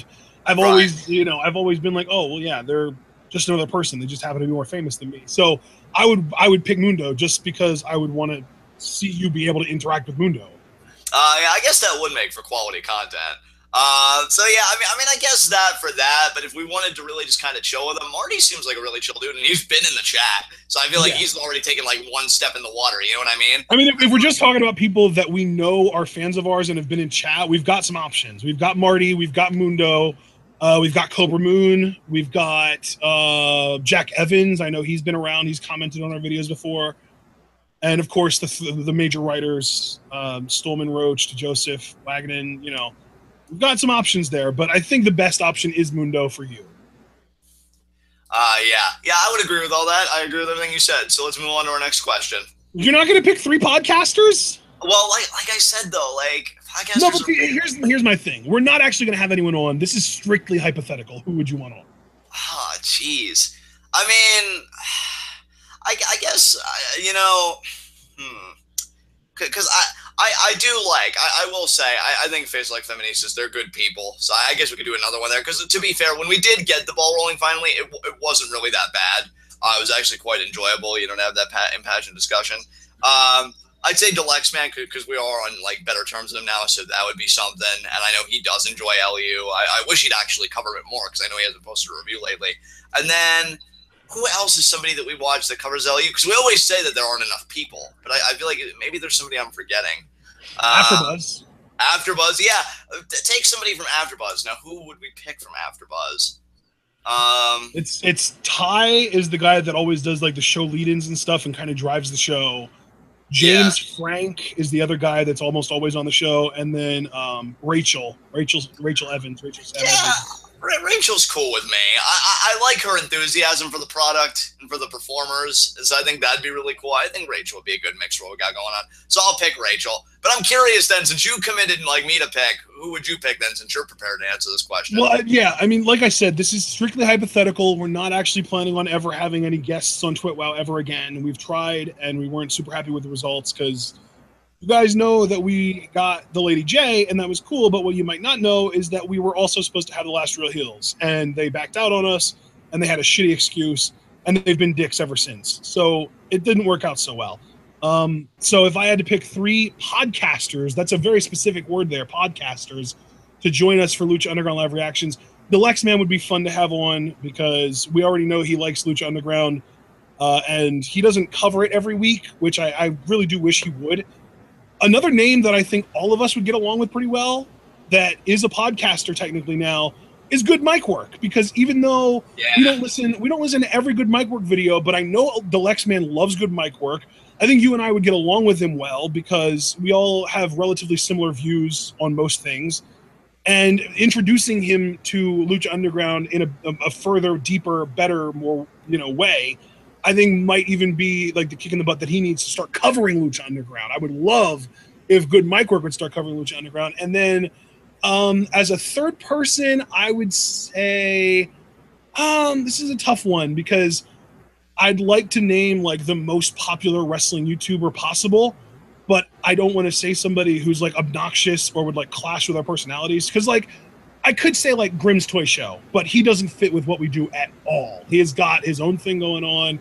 He's got this really over the top character that I personally find obnoxious, but it's obviously works for some people because he's really popular.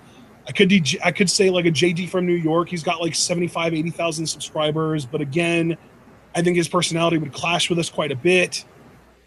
No, I'm not going to pick Loogie.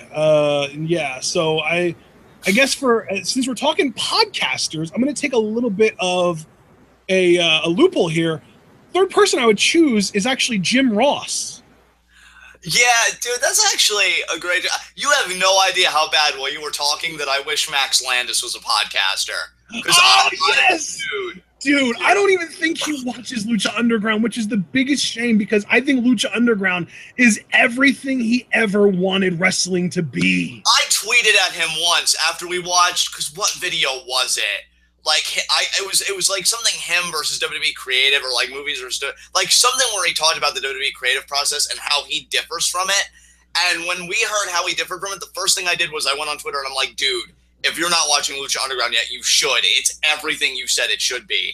And I should tweet at him again. I should keep tweeting at him until he either blocks me or he does it. Because the idea that he has not watched that show is just a travesty of justice to me. He needs to watch it. And then he needs to become a podcaster so then we could have him on in our little hypothetical fantasy scenario because that would be amazeballs. That would be fucking incredible.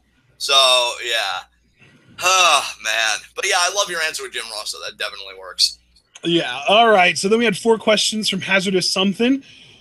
First question, do you think Chikara is underrated? Does it deserve more exposure? General thoughts on the company? I guess I'll go first here since you went first last time.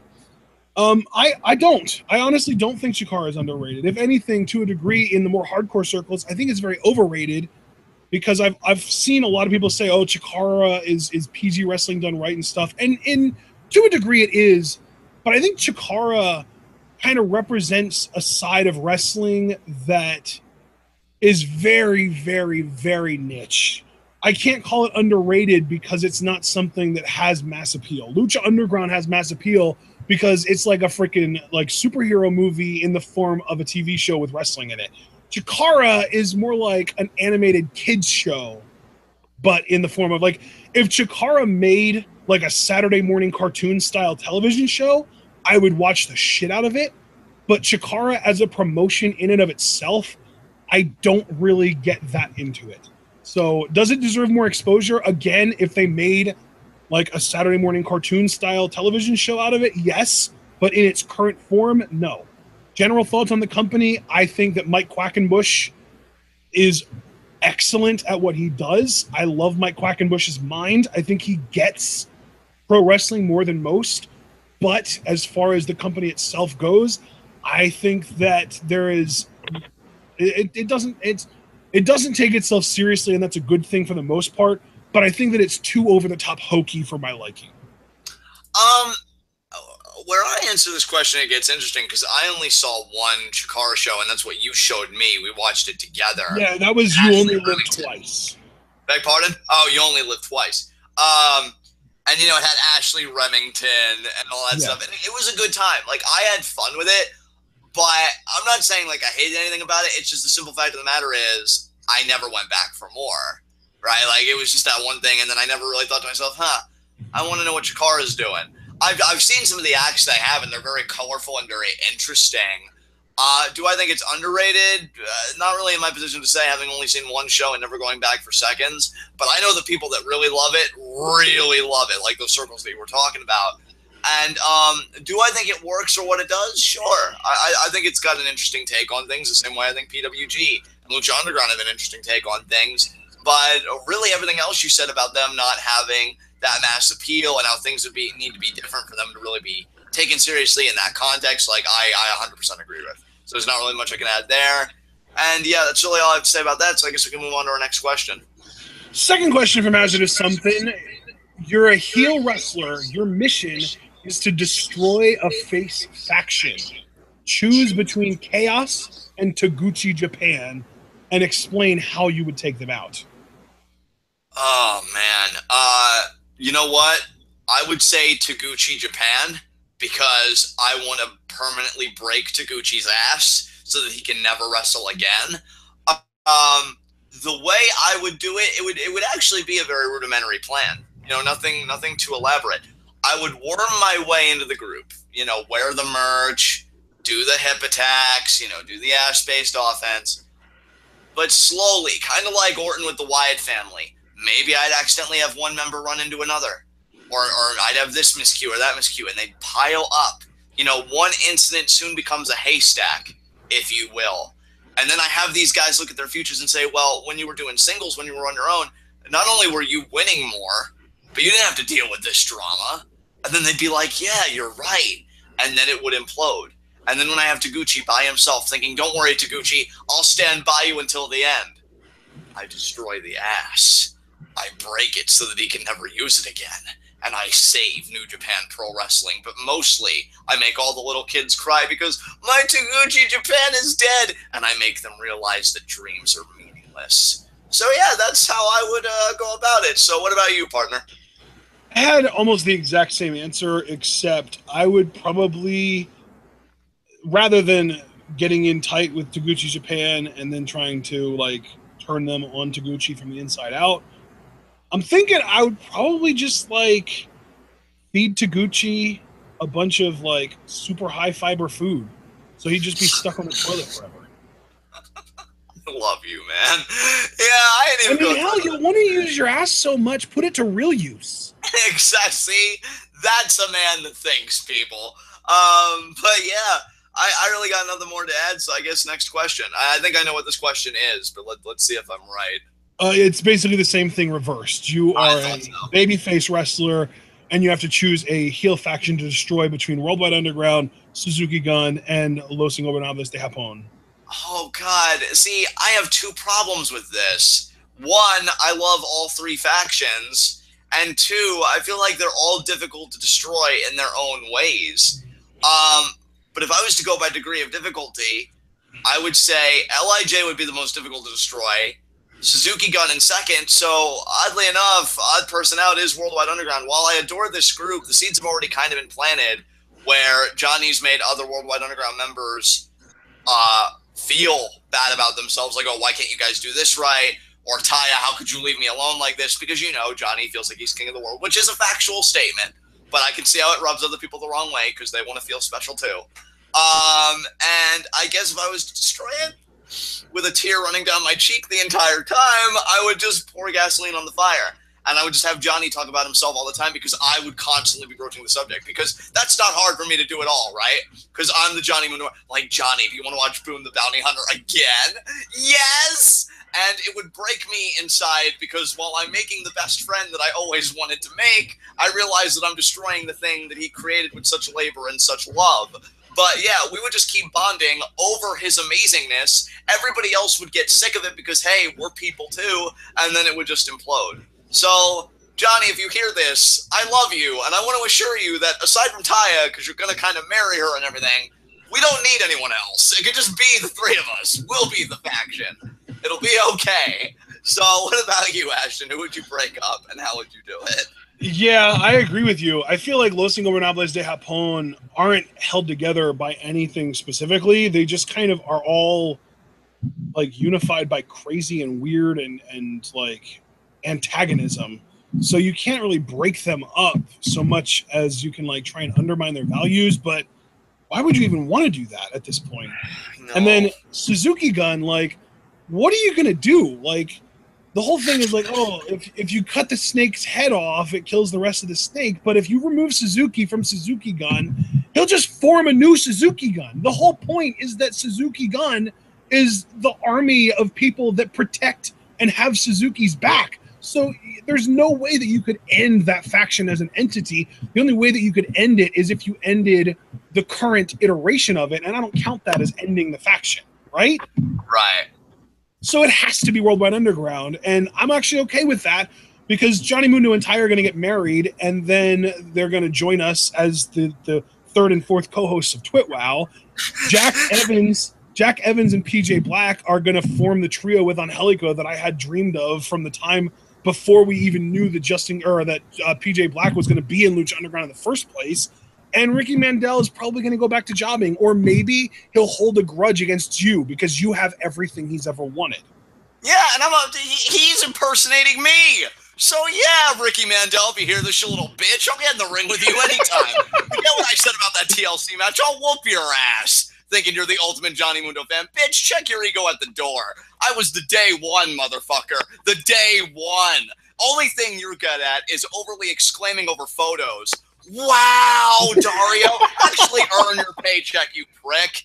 God, you're like one of those people that make an Instagram account, I'm going to be the best photographer, and you act because you play with the filter on a photo with a fucking beach chair that you're some kind of artist. You're nothing, Ricky. Don't you see what's happening here? They're using you. They're using you because I'm not near the temple, so I can't fulfill the function that you do as a mindless meat bag. Know your fucking place and know the turf you're transgressing on. Bitch. I'm sorry, I don't know what came over me, but I guess we can move on to our next question. God damn. The fourth and final question from Hazardous Something is there an ultimate question or an ultimate answer to the ultimate question that is Trent? No. I have an answer for it. Oh, sure. Beretta. Well, look at you, you sly motherfucker. I was just going to say no and let the beauty speak for itself, but no, he just had to come in and be like, Beretta, and he's not even wrong. God damn it. So yeah, I guess I'll co-sign onto that and we can move on. So what's our next set of questions? We have 3 questions from Cliff Amal. Okay. First question, what is your favorite PWG show name? Didn't they have one called Purple Rain? Because Prince died? Or no, it was just called Prince. Oh, it was just called Prince. Yeah, I like that. I thought that was very classy. I wasn't even a Prince fan, but I just thought that was classy. It was just a one-word title. I like that. I felt like that was effective. What about you? From one thing you recollect. Just as like a PPS here, Cliff also said that his personal favorite is, are you adequately prepared to rock? Oh, nice. I think my personal favorite is Black Coal Sun. Oh, that's right. I remember I used to rave about that show like before we watched it together. Yeah, that fits. That works. So, second question from Cliff. Whose wrestling attire would most accurately fit yours if you were a wrestler? I'll go first here. Sonata. Yeah. Oh, there you go. You know, I hate to say this because, again, but it seemed like more of a general thing. I mean, I love wolves, and even though he was a Wolverine, like, I love Benoit's attire because I know he used to have, like, them on there and then the claw marks through the pants. So, I thought you were going to say Baron Corbin because he's got a wolf on his jacket. That, too. You know what? I'd take Benoit's ring attire, but then that entrance jacket. There you go.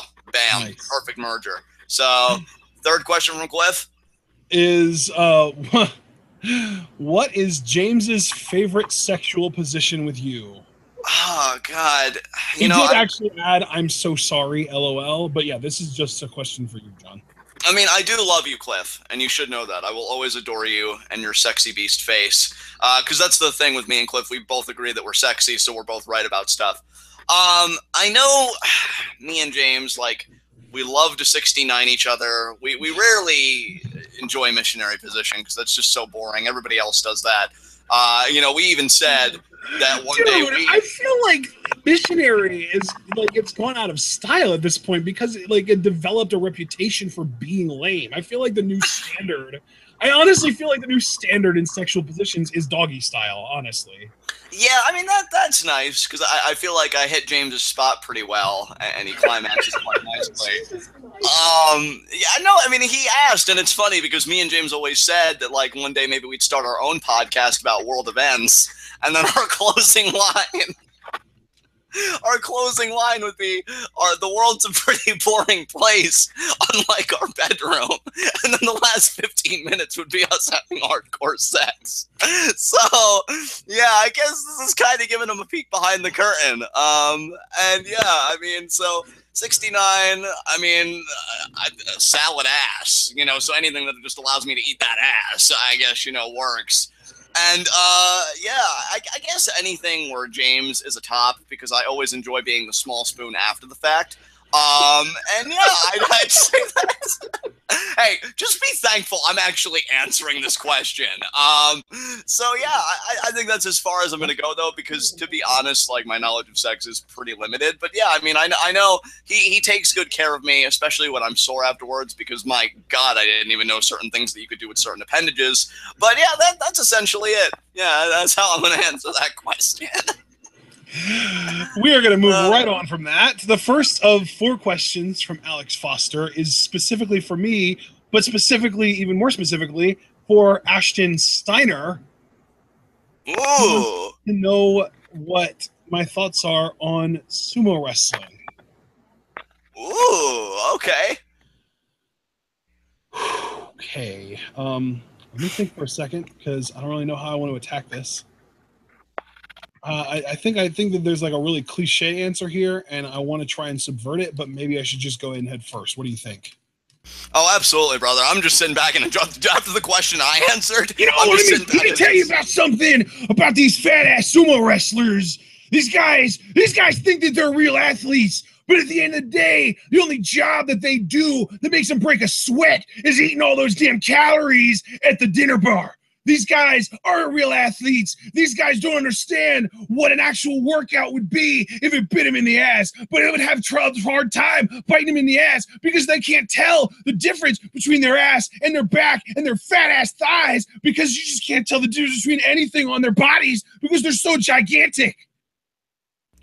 That's beautiful. I was trying to find something that can you do me a favor? And I've rarely ever asked this in a Q&A, but actually no, it's a video. Never mind. I'm just gonna mention this then. I was gonna have you do it in Steiner voice. Did you see the latest claim that Steiner made in an interview? No. Because there was a conference call for the Slammiversary pay-per-view.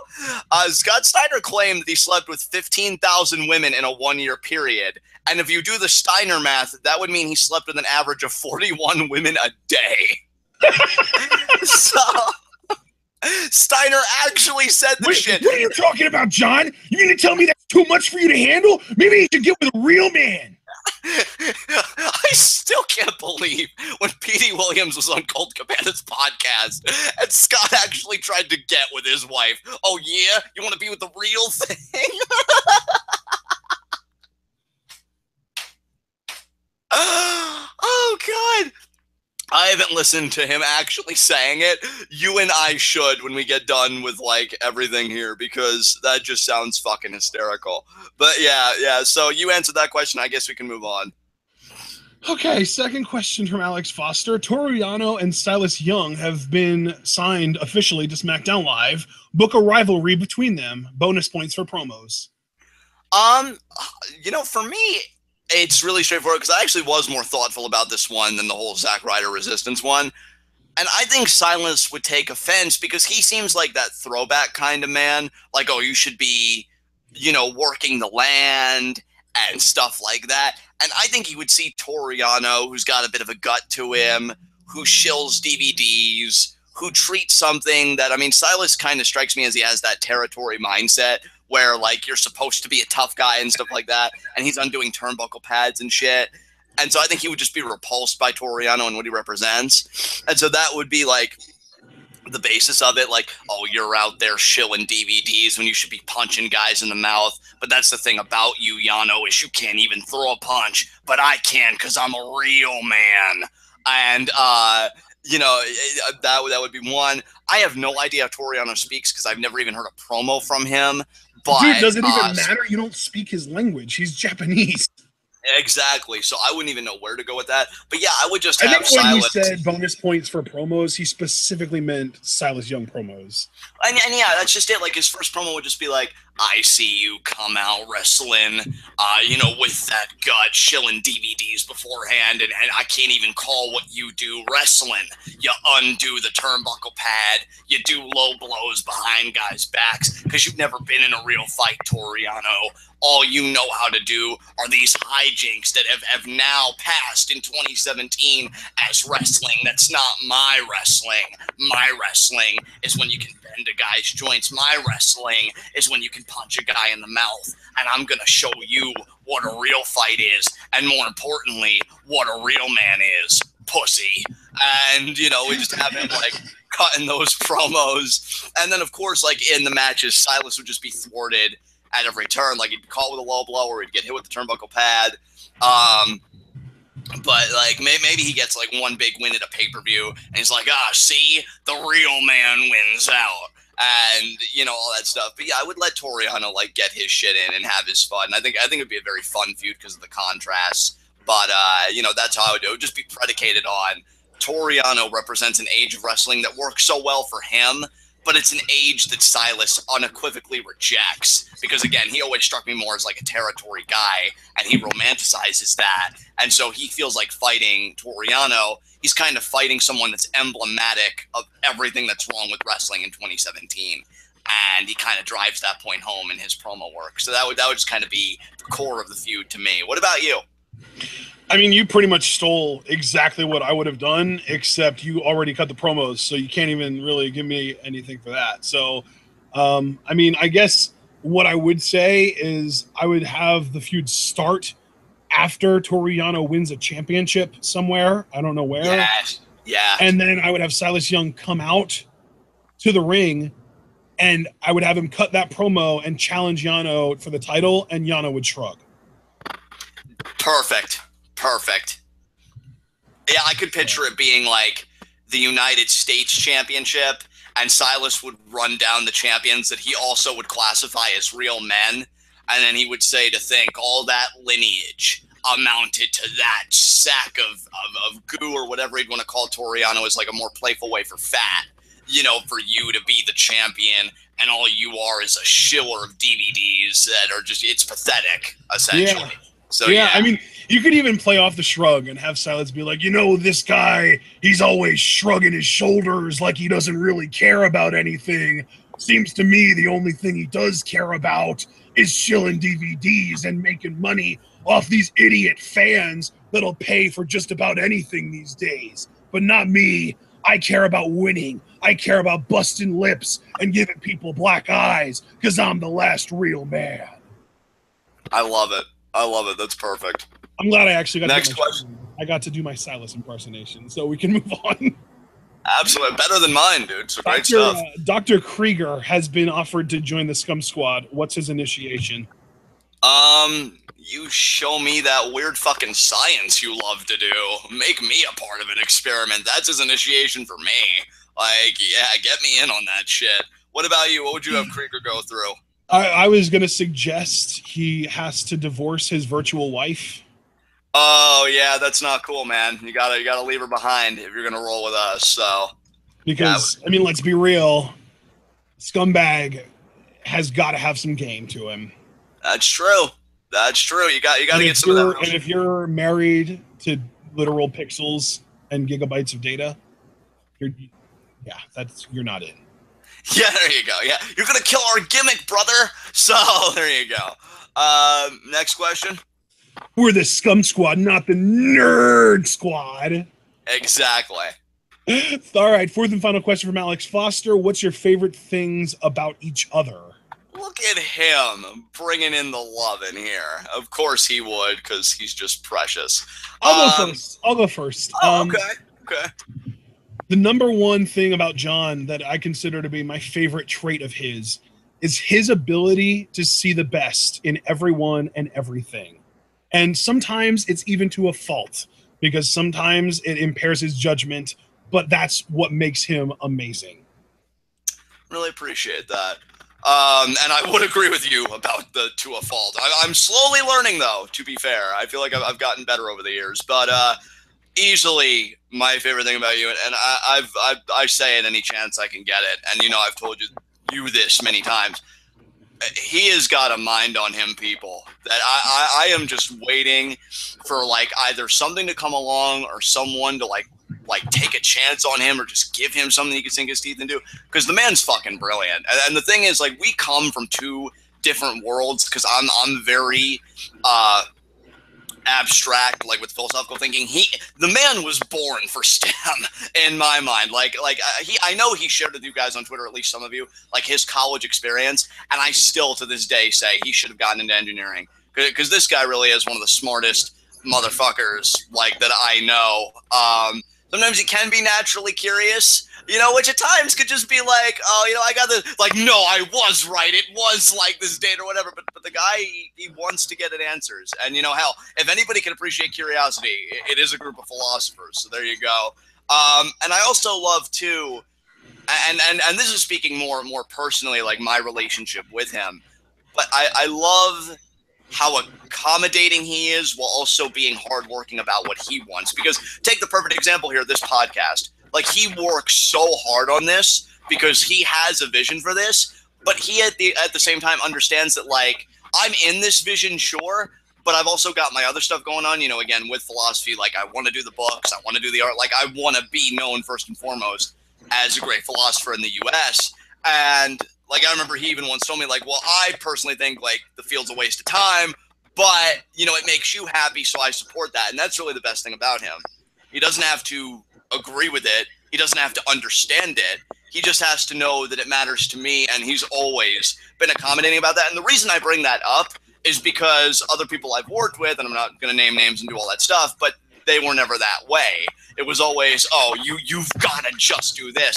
And I was fucking miserable. And I think, he sees that and he's like, well, if it makes him happy, screw it. And he's always been like very understanding, like, oh, well, I've got this, or I'd like to take this day off because I dedicated to this. And he's just so giving and so understanding of everything I have to do. And I'm very fortunate, because he could just as easily be petulant and say, you're not giving enough to this. And then I would really be turned off by that, because I notice I have like an aversion to that kind of shit. But he's really, really good about that stuff. And yeah, he's just an all-around great dude. Like sometimes, like, I know my energy will be down and he'll really be up, but like, he'll get me laughing, or I'll be like, God damn it, you were like so fucking silly. But like, I love that though. The same reason I love James. Like, James could say fucked up shit to me.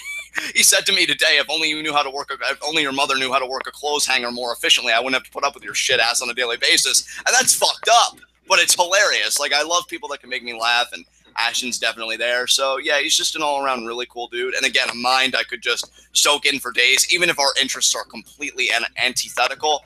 I love hearing his passion and his excitement, because that's the language I speak most fluently. So yeah, I guess you could say I kind of like your face. Lucky for you. So there you go. Oh. All right, man. Well, that was fun. And then we only have 4 questions left, because Ben Jr. managed to get his questions in between Alex Foster's questions and us going live. So congratulations, Ben Jr., for being the first person since Alex Foster actually started trying to be the last person to get his questions in. You're the first person to actually beat him around it in a way. I mean, you didn't beat him to it, because beating someone to something implies you did something before them, but you let him beat you to it. Yeah, I mean, and in the process, Ben Jr., not only did you get your questions in, you've also given as an added bonus Alex Foster a complex, which kind of makes me happy a little bit. So, thanks for that. And so, yeah, what were Ben's questions this month? Okay, first question from Ben Jr. What's your favorite storyline from Lucha Underground? You know what? All of them? Yeah, all of them would be the smart answer. I've got to say, though, Season 3, Johnny Mundo's chase to the championship, because I loved how they did it.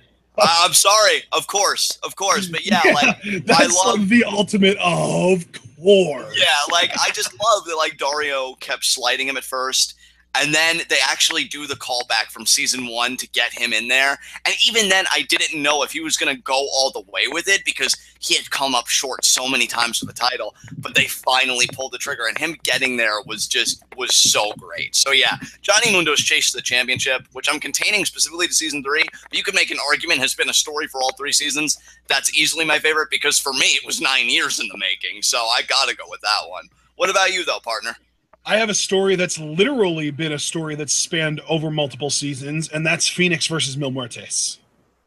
Yes, there you I go, think man. I think that feud in and of itself is such a brilliant microcosm of everything that we love about Lucha Underground and everything they do right that the WWE could do that isn't outside of the realm of possibility or too unrealistic or too, child unfriendly or whatever, that the WWE couldn't do it. I think that Phoenix versus Mill is the perfect example of why we love Lucha Underground and why we have higher expectations for WWE since we started watching Lucha Underground, because we've seen what's possible with long-term, long-form storytelling, and WWE just refuses to do it these days. So to me, it's Mil Phoenix.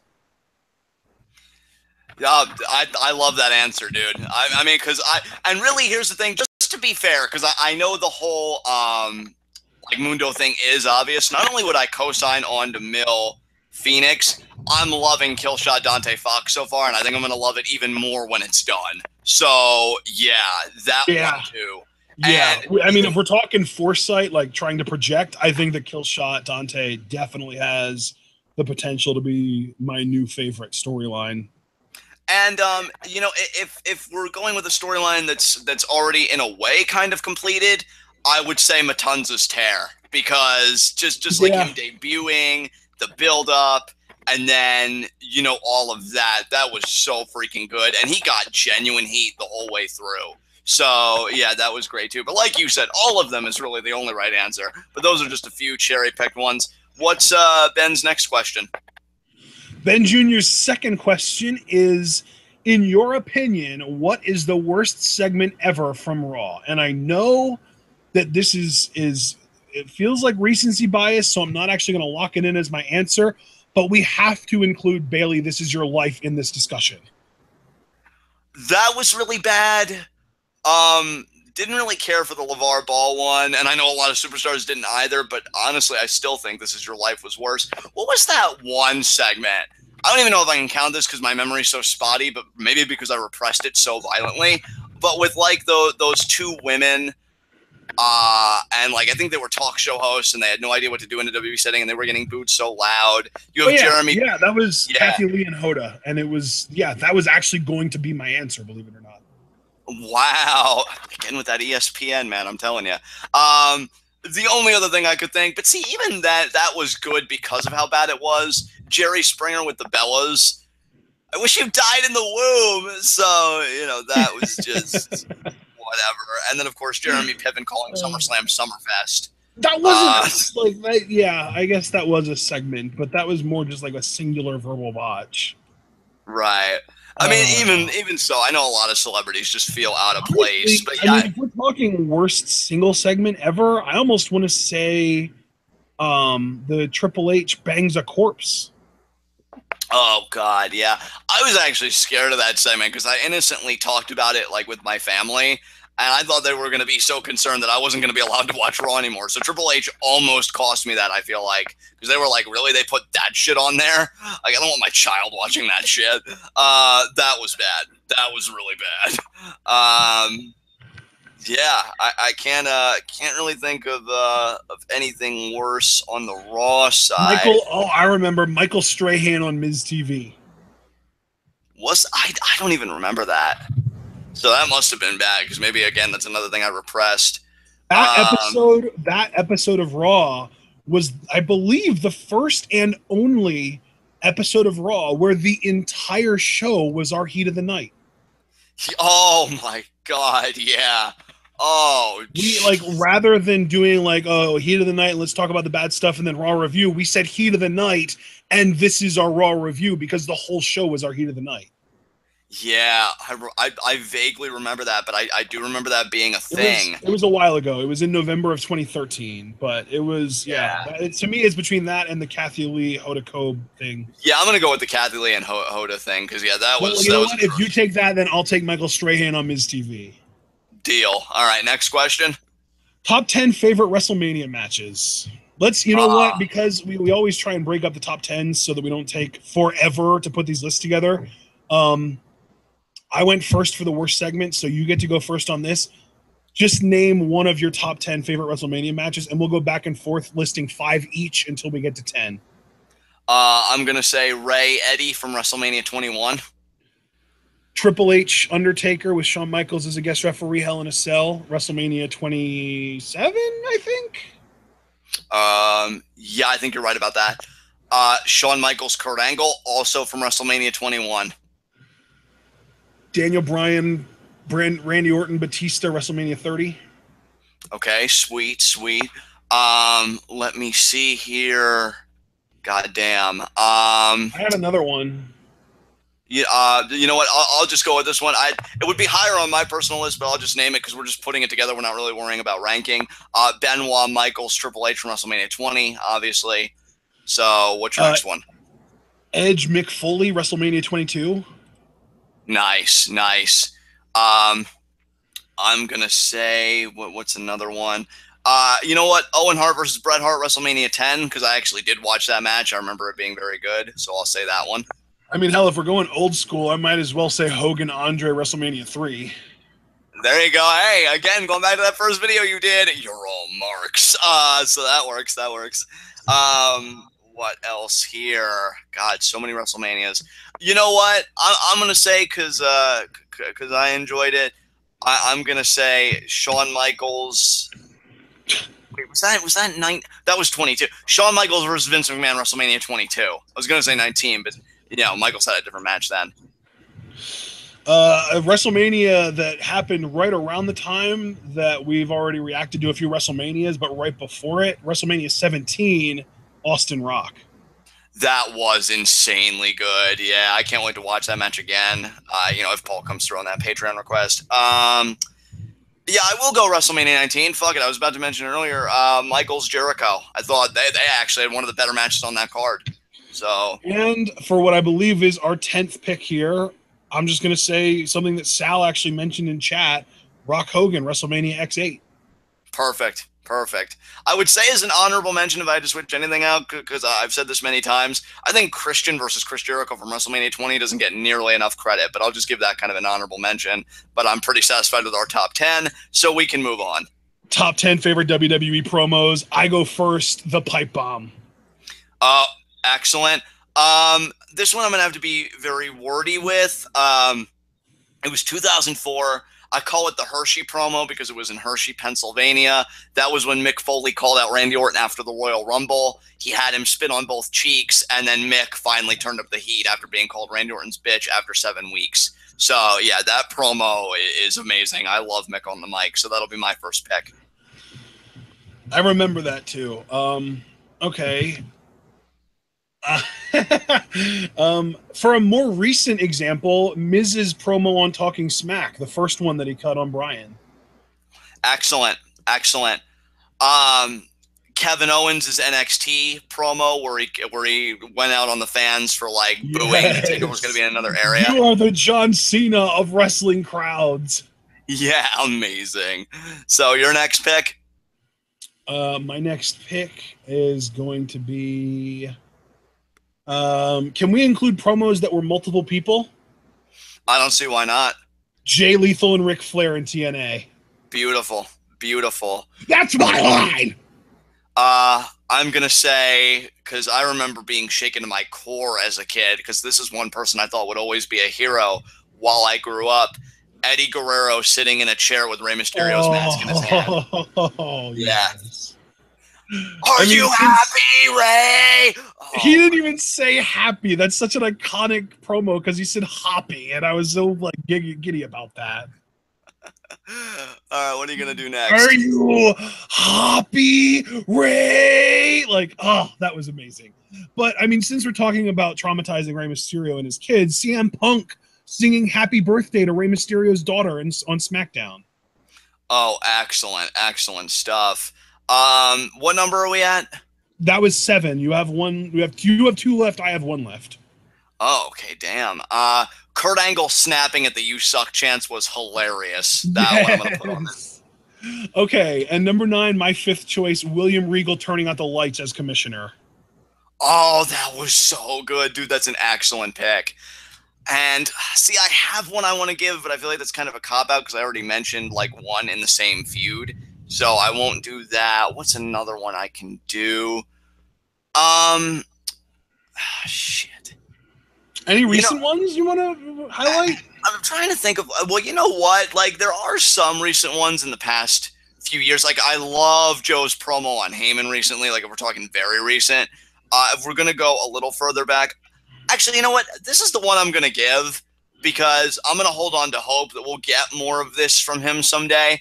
I love Dean Ambrose's Ambrose Asylum promo to Jericho, introducing the match. I thought that was actually some of, if not his best mic work in the company. So that'll be my final pick. Dude, you can't pick a Dean Ambrose promo and not talk about that FCW promo we cut on William Regal. Oh, yeah. You know what? I'll swap out the Ambrose Asylum one for that because he did say promos. He didn't date them. So I'll do that FCW promo because that was so fucking good. Yes. I'm actually ashamed of myself for not mentioning that. Like, that was amazing. And wait, just to be clear, now you make your final pick, right? Or right? Because I just went. 10. Oh, that was 10. Okay, shit. All right, so next question. That was it. Oh, wow. All right. That was our last question. We went 3.5 hours this month. Oh, believe me, I know it. I felt it this month, guys. God damn, we went pillar to post. But we finished, and thanks, everybody, for their questions. I had quite a few field turns in this Q&A, which I wasn't expecting. I know, dude, like, you were even complimentary of James multiple times, and he didn't show up in chat until just now, so he didn't even hear it. Yeah, and now he's up. Nobody cares that you're here now, you piece of shit. God damn it. He does everything wrong. This is why your parents gave up on you. Fucking hell. All right. Because you missed me being nice to you, so what am I going to do now? Be nice again? I'm not going to kill my own gimmick for your weak fucking ass. Fuck you. So, yeah, I guess there's really nothing else to say.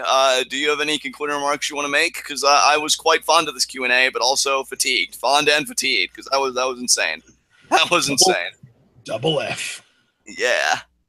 All right, guys. Well, that's gonna wrap things up for the 12th monthly Q&A, and we hope that you all enjoyed. I know that we did, and we are James is freaking out that we're leaving. Like, what did you think was gonna happen? Oh my god, I'm sorry. Just him freaking out is hilarious. Yeah. So next month we are gonna have our Q&A on Thursday, July 27th, and it's 4 weeks from now, so it's you guys have some time, but it's one of our shorter segments between Q&As, so you got 4 weeks to submit questions for our July Q&A, and until then, remember, you guys only have tonight and tomorrow night until the end of the night tomorrow night to donate your $3 to Patreon to get into the exclusive TWitWoW Patreon Discord. We are chatting it up in there most of the time. We're always in there. It's a much easier way to kind of be in contact with us. It's kind of like an instant messenger. So remember AIM back in the day? This is better than that because it doesn't have shitty text colors that look like a 12-year-old got a hold of paint. So we're really happy about Discord. We hope that more of you guys will donate the $3 to get into the Discord, and we will see you all on, I want to say, Tuesday for our SmackDown live reactions. Am I missing anything, John? Well, I mean, here's the thing. Do you still want to do that Rick and Morty live reaction thing for the people? Because we did say we were going to do that. It's really late, so I'm thinking we'll do that tomorrow night instead of tonight. Hey, sounds good to me. No. You know what? No. You know what?